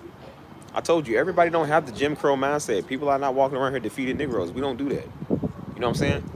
Everybody's not polygamous. So when people are coming over here with that stuff, it's like, nah, like I said, old boy, you want to come over here with that, we ain't meant to be with people. We meant to be with multiple. No, we not. No, we not. He said marriage is a scam by the government. I was like, yeah, of course you would say that. When you realize you can have all the threesomes in the world, you can have all the women you want. Yeah, of course you would say anything to make you not feel bad. Like, that's why I said they always wanted them. Like, why we always get him one of them? He always get stuck with one of them, dude. Like, bro. And I said, dude, if you just want multiple women, just say that. Nobody was judging him for it. I didn't care. But that's how you know you're wrong, because you got to keep explaining your point. Nobody asked you to explain the point, dummy. Just go do you. I wouldn't have cared either. That's your business. I said, don't change the definition of normalcy for you, nigga, because you weird. Like, nah, we don't do that. He said marriage ain't normal. I said, well, and being polygamous is? And he was like, yeah. He was like, oh, well, the animals do it. I said, animals do a lot of things that we would not do, boy. Animals eat their own crap. Like, you gonna do it because animal do it? You probably would, wouldn't you? So Negroes come up with the strangest stuff just so they can justify what they do. Just go do it, man. If that's what you want, if that makes you happy, go do it. Nobody cared. Nobody ever cared. But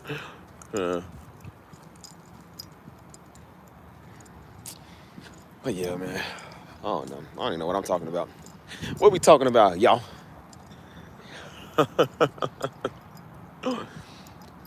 What's the thing? I ain't even hurt his feelings yet, man. That's why I said, dude, he don't understand how to stop doing that. You know what I'm saying? Everybody just kind of let him just do whatever. And like I said, I don't like talking to nobody no more like anyway. So I'm just like, I don't really care. But I said, nah, you be quick to tell a nigga off, man. That's like, dude, because they weird. You know what I'm saying? Like I said, that one friend I got, he used to have a thing with her. So she was done with him. She's tired of him. So here he come because she hangs around me. So he was worried about me and her getting with each other. And that's why he was acting all funny. He kept on trying to call her and call me, trying to figure out if we messed around or something. I'm like, he's weird. That's why the people weird, dude. NPC. That's why I'm like, bro, tell me you weird without telling me you weird. And again, keep in mind, he didn't treat this girl right. He never treated this girl right. He used to play with her, and now when she want to move on with somebody else, now he mad. Which me and her ain't got no thing. We just friends and stuff. But I'm like, but he thinks there's some more. So he's weird. Hold on, my signal might mess up.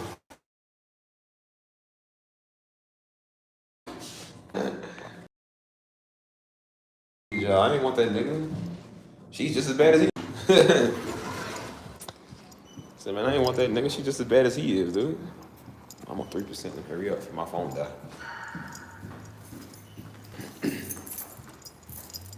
He do, man, but I said he only did that stuff because, like I said, because he knew he was wrong, bro, the way he treated her. And I'm like, he did treat her wrong.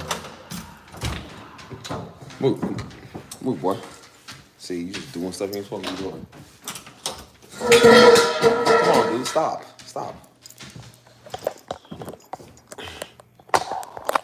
Yeah, he over at, he's one of them type, like I say, he's one of the type of dudes. He play with your heart. Like, he playing with some women's heart because he know that they easy to get. And so he's making them seem like they crazy, but he's lying to them, talking about he loved them behind closed doors, which is super wrong, bro. You definitely should be doing that. And so he's, and then when he realized his tricks don't work no more, now he won't be all up in his feelings. Hold on, y'all. No, sit down, boy. Sit down. Hang on. Put on some música.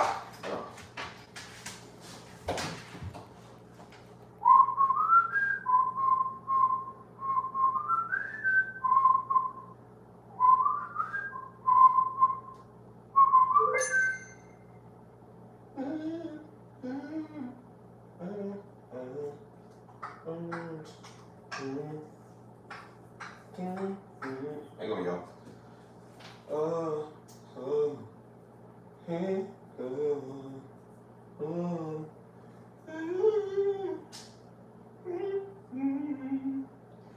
This thing a load, bro. I'm trying to work this thing a load now. Hold on.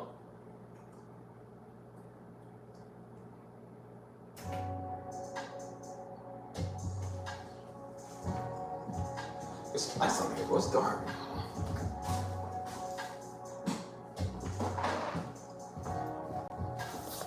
Yeah.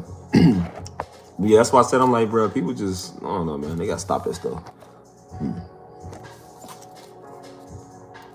But yeah, dude he was worried about me and our girl like being a thing. That's why he was trying to give us the green light. He was like, oh yeah, well, you know, man, he was like, you know, we already had a thing. If you want to get at her, I was like, how you gonna give me permission to get at somebody? Like, well, if I want to get at somebody, I just get at them. I don't need you, nigga. We 30. What's wrong with you, boy?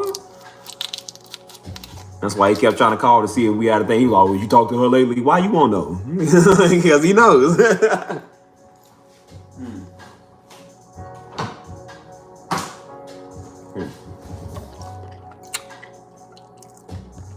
Usually I just do music, working on projects, coming up with vlog ideas, going live, just a little bit of everything. So I'm all over the place for real. So. Oh.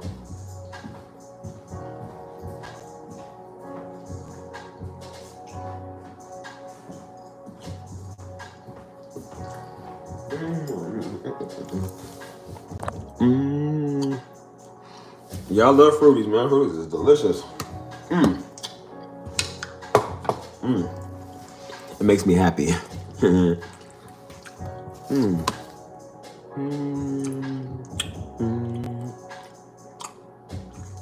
It's hard to eat it and talk at the same time.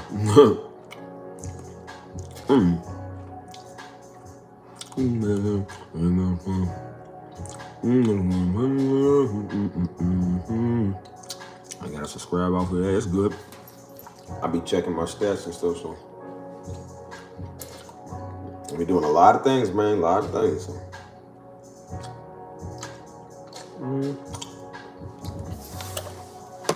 I say you ain't from Chirac? Yeah.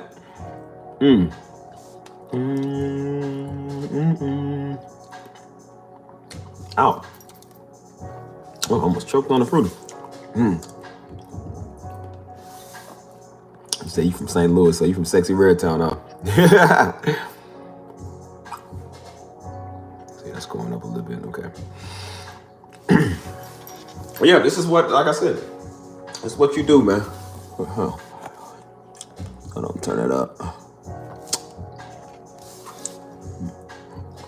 Yeah, I'm doing a couple of new music things. Speaking of music project, I'm coming out with a website where I'm gonna start selling my music, start selling my beats and stuff like that. I'm thinking about just doing it on BeatStars, but I wanna get like an official website where I do this at, because it's time to start selling music, man. You know, so definitely will be letting y'all know, putting the links everywhere, description, because a lot of people are looking for some stuff, man, looking for some music. So yeah, no better way to start selling them now. Got plenty, years worth. So start selling those. So yeah, man, this is what you East St. Louis. Nah, but this is what you be doing, man. That's why I was saying, like, that's the importance of, like I said, changing your mind, dude. When you realize that you ain't got to be the rapper, you can be the producer. Thinking bigger, man. Like, I ain't got to be the Drake. I can be the DJ Mustard. I'm the one that's behind everything. They get the money. You feel me? Like, get paid. That's why I say you got to elevate your mind, man, and think deeper and better than what you already thinking. Because if you don't, you're going to be okay with just being the employee. You will never be the employer. You know what I'm saying?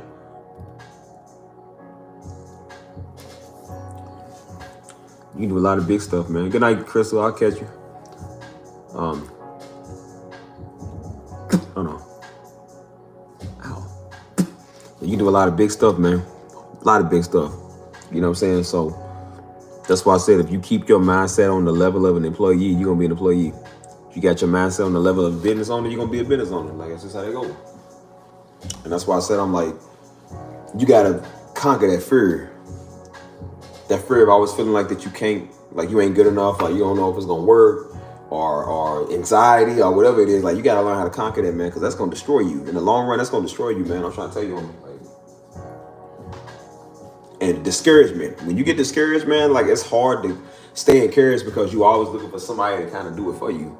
And I said, nah, like, you got to learn how to build your own stuff up. That's the importance of saying affirmations when you get up. That's why I tell people, man, when you get up, like, don't just cut the TV on. Don't just flip through TikTok and social media. Like, bro, like, listen. Go on your daily devotion, man. Say your daily affirmations, dude. The way you start your morning, the first 30 minutes of your morning is probably going to determine the rest of your day. So if you get up in a good mood in the morning, you already ready. The sun is chirping, or the birds are chirping, the sun is shining, you know what I'm saying? You get up, you had a nice feeling when you wake up, you feel smooth, you feel fresh. You did your affirmations, you good. But when you sit right there mad, you're going to bed depressed, can't get over dude, can't get over old girl, you in a fight, you getting in it with somebody, you know what I'm saying? You always stressed out about life. I say your days are gonna suck, man. And it's gonna be hard to accomplish anything. There was times, bro, I didn't even want to get out the bed, dude. I was going through it so deep, man, I didn't even want to get out the bed. You feel me? But I was determined to make my situation better. Hold on. I said I was determined to make my situation better, man. Make my life a lot better than it is. You feel me? So I put that there. Yeah. I said, because like I said, man, some people, man, a lot of people, man, they just want better and different for their life, man. I realized, I said, dude, ain't nobody gonna feel sorry for you because you going through it. Nobody's gonna feel sorry for you, dude, because you woke up depressed. Or you woke up in a tough mood. Well, tough beans to you, buddy. Ain't nobody coming. Old girl ain't coming back to say sorry. And if they do, what's that gonna do? Give you closure because you got an apology and you can relax? You ain't got time to relax, man. You gotta work. You gotta build stuff. I tell fools all the time, I said, bro, take your pain and turn it into something big. It's hard right now. Good. That means something good is about to happen. It means what you're doing is working. People don't like you. They're mad at you. Well, that just means something good is about to happen. And it's trying to throw you off.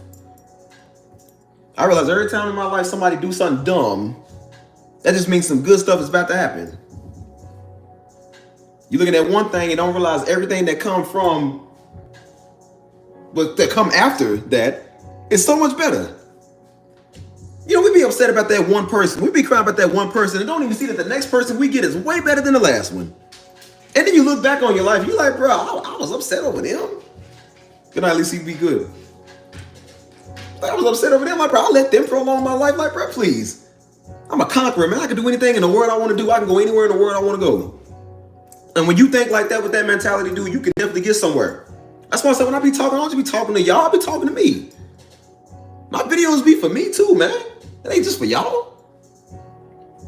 This is the way I talk to myself on a daily basis, dude. Straight up consistency. That's why I said when I do anything that you want to do, you can do. Anything you want, you can get. I told you, man, this right here, $1 million.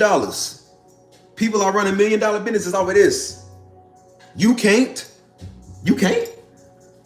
They using social media like you use it. You can't. They getting big off of doing their music. You can't. What's wrong with you?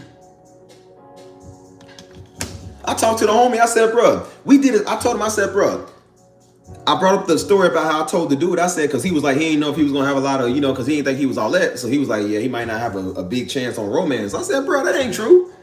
I said, you know how many women there is in the world? I said, San Antonio got probably 500, there's 1 million people here. And the majority is probably women. It's probably 700,000 women here in the city. I said, dude, if your greatest chances was only 10,000 women, that is still a big number because all you need is one. I said, if your chances was 1,000 women in the world, keep in mind the world, I said, it's still a lot. I said, brother, if your chances was 500 out of 5 billion, still a lot because all you need is one. And I told him, I said, bro. And so me and the dude was talking about that. And so he was like, bro, that's true. He said, man, I looked up. He said, if 1% of the world, keep in mind, there's 8 billion, 9 billion people in the world. He said, do you know 1% of the population? If 1% of the population believe in you, that is 88 million people. 88 million people. Do you understand 88 million people? 1% is the lowest?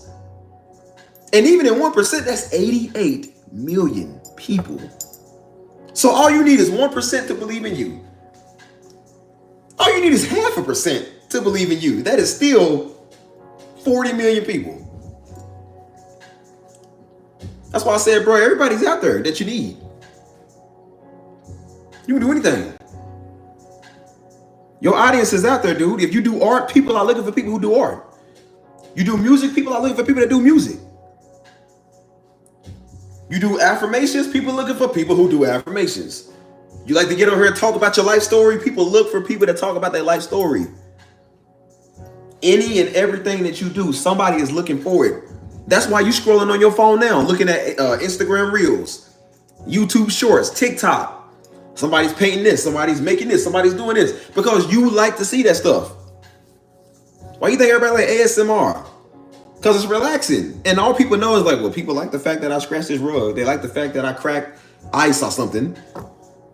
But somebody out there likes that. And they making tens of thousands of dollars, $100,000 off of their channel, just doing that stuff.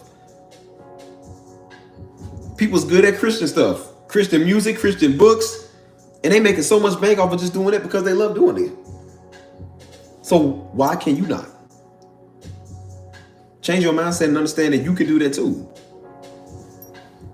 Hold on.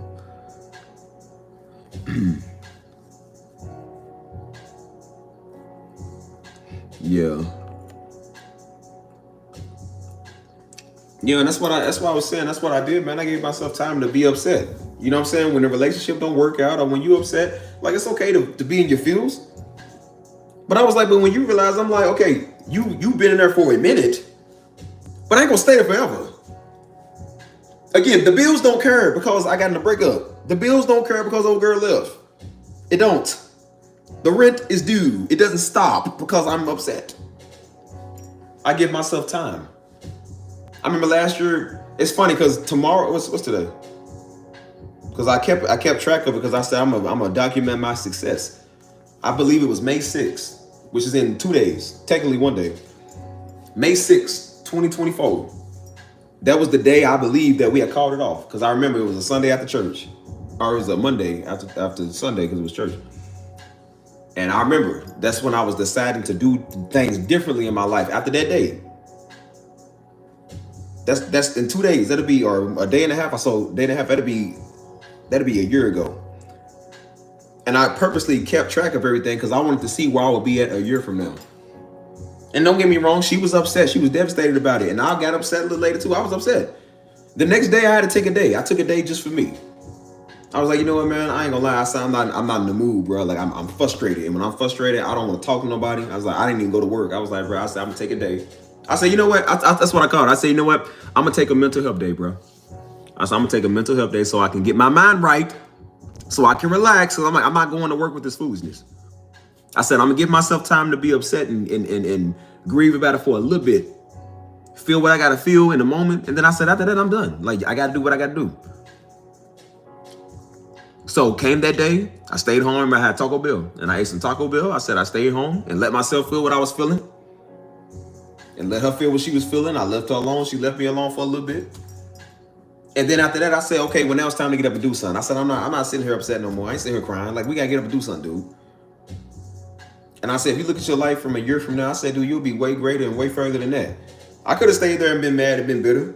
Been the type of nigga that seen her in public with somebody else and let that ruin my world and go pull out a gun and kill a nigga and then ruin your life. But I said, no, you got self-control and you got authority. You ain't gotta let somebody hinder you. I said, dude, life is greater than a relationship, dummy. It's greater than some woman or some man right now, dude. And I said, do you notice every time you was doing that, you wasn't focused on what you was supposed to be doing? And I said, the reason why I can never get nothing done because I was always with somebody. Steve was never single. I was always with somebody trying to get somewhere. And I was like, dude, you need to just be to yourself for a minute. That's when the YouTube started coming in the next month in June. June something, it was June 20th or so. That's when I made my first YouTube video. I was already planning on doing it. I just didn't do it yet because I was planning it. So May 6th of last year was the start of a new beginning for my life. We looking at myself a whole year later and looking at where I'm at and what I'm doing. Way further, way better.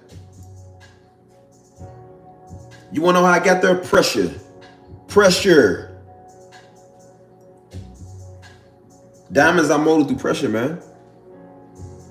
And if you don't go through pressure, it's not going to make you to who you is. Everybody's story has the same thing. They doing good, they start off good, and then they get in a situation that they tired of. and they change their life for the better. And that's what you do. You change your life to where you ain't mad at somebody that made you mad, or somebody that did you wrong, somebody broke your heart or made you upset. You glad they did it. You glad they left. Because if you didn't, it wouldn't have molded me to what I am now. I wouldn't have did the YouTube. I wouldn't have did nothing. I would have been sitting there in my feelings. Still being cool. Still being comfortable. Not realizing the life I could be living, that I want to live. So why am I going to sit right here upset? I told you the people I like the most is the ones who don't believe in me. The ones that make me mad all the time. The ones who look at me like something wrong with me because I think differently. Them is the ones I like to shut up. Ain't nobody think I was going to get out of Louisville till I did. People ain't think you was going to leave the hood till you did. People ain't think you was going to be out here successful till you is. That's why I said you can't tell me that. I told people a while back, I said, bro, since birth, dude, death has been over me. The devil been trying to get me since I was young, dude.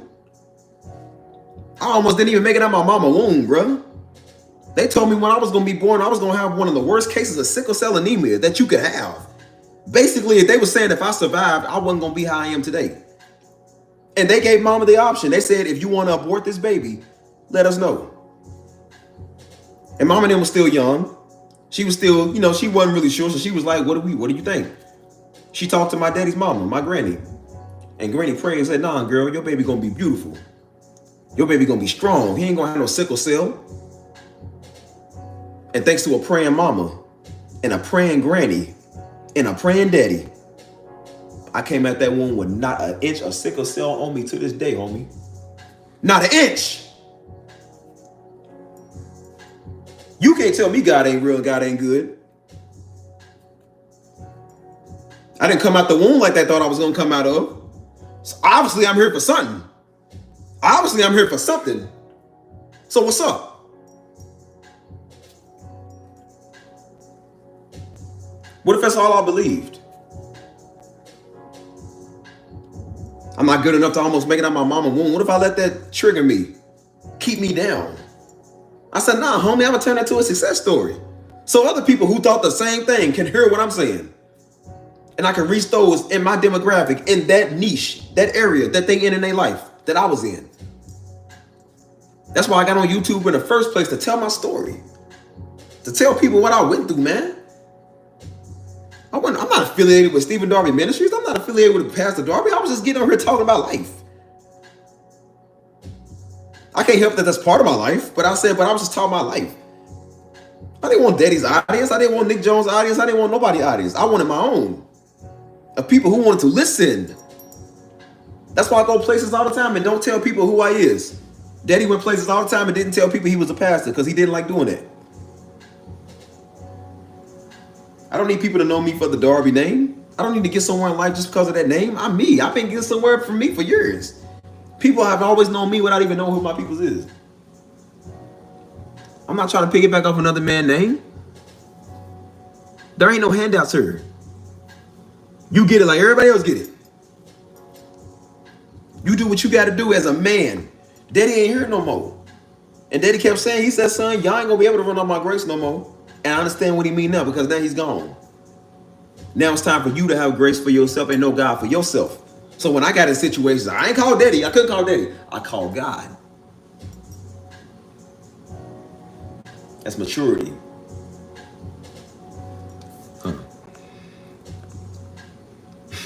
Mom tells me I'm a diamond all the time. What's up, brother? How you doing, man? My family good, man. Yeah, Joe, he's taking care of his kids, man. He's married now. He got kids, so I know.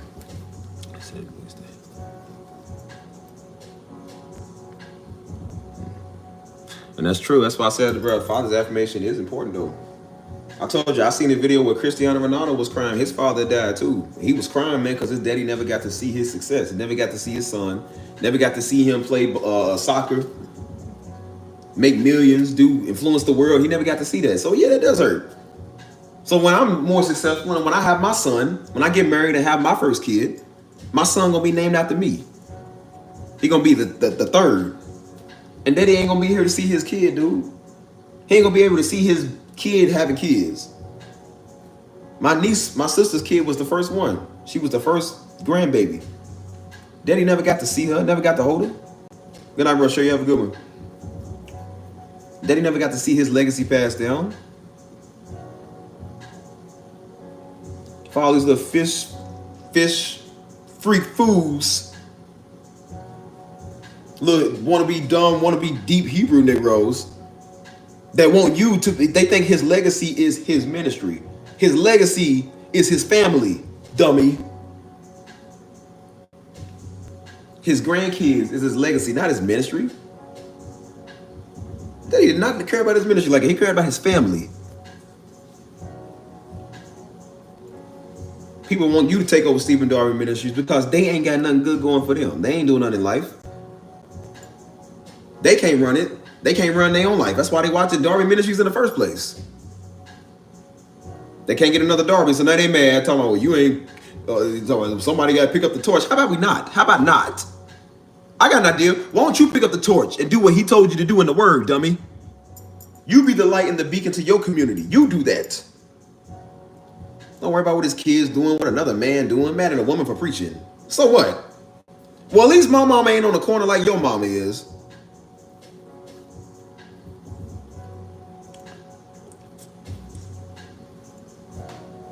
So I said there's a lot of times that hurt, man. Seeing daddy ain't gonna never see his grandkids, man. He ain't never got to see his kids get married, never got to see none of that. So that's why I said, I'm like, that's real. Good night. You have a good one. Yeah, I might go live tomorrow. I don't know. I don't even know at this point. I don't know what I'm doing. Hold on. What time is it? Uh-oh. Hold on. So, yeah. I don't even know what we was talking about. I'm gonna trim my hair. It's getting wild again. Go over there. Yep. Go over there again. Ow. What time is it? 3,000 hours. I got 3,000 hours of watch time. That's good. Oh, man. So, yeah, what's up, y'all? Because I'm getting sleepy. Getting tired. I'm getting hungry again. I'm going to get a drink, man. I'm thirsty. I want an orange soda. That's what I do. I'll take y'all to go get an orange soda. I think. Yeah. We're on 29%. You got enough.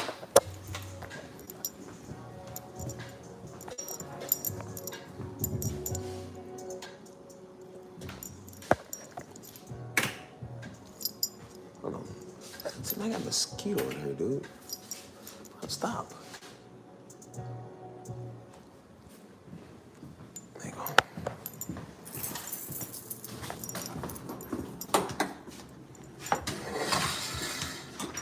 Here we go. I ain't got my wallet, see?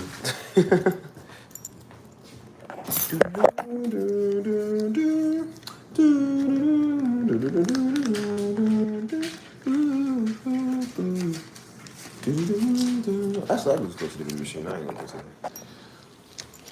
I will step out again. Well, nah, I'm done, bro. I'm done. I ain't stepping out. So yeah, y'all. That's the end of this law. I don't know. And near-death experiences. People have stated that when they die, they can. Well, no, I'll stay on there for a little bit. Hold on. Go outside. Near-death experience. There's a lot of people that had near-death experiences. Yeah, I definitely believe that.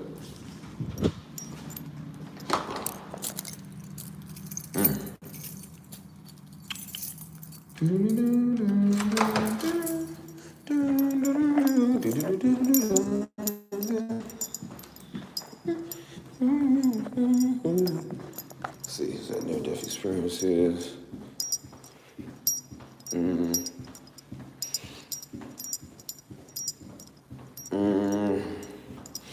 I don't know, maybe. Maybe your loved ones can see you in the afterlife. I have no idea, man. I don't know how none of that works. I ain't never had a near-death experience, and I don't want to have one. The closest almost near-death experience I feel like I had was when they had me in the hospital, man. They put you to sleep. Like, it feels like you're floating in the spirit realm. I ain't gonna lie to you. You just floating in an empty room. Did not like that. Definitely did not like that.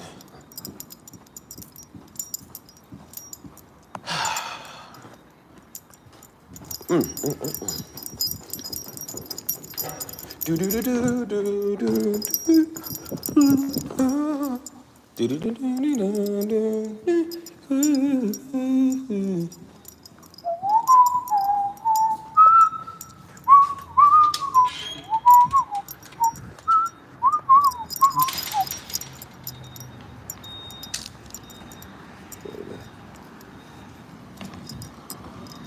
All right.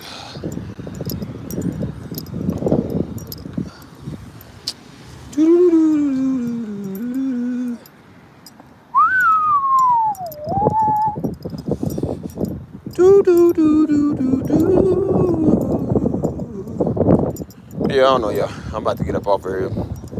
Hit y'all up in the Discord. I guess I'm getting tired, bro. I'm sleepy. So yeah, I'm off here, dog. Just hit me up in the Discord. Hold on, what is it? That's because you mentioned that a loved one would not see your future kids accomplish. Maybe I don't know, man. Maybe God makes it to where they can. I wouldn't be surprised if they do. I have no idea. You're gonna have to ask the big man or something. Like, ask somebody that knows that's been through that, because I don't know. I'm about that. But yeah, I'm gonna hit you up on Discord though, y'all. I'm gonna get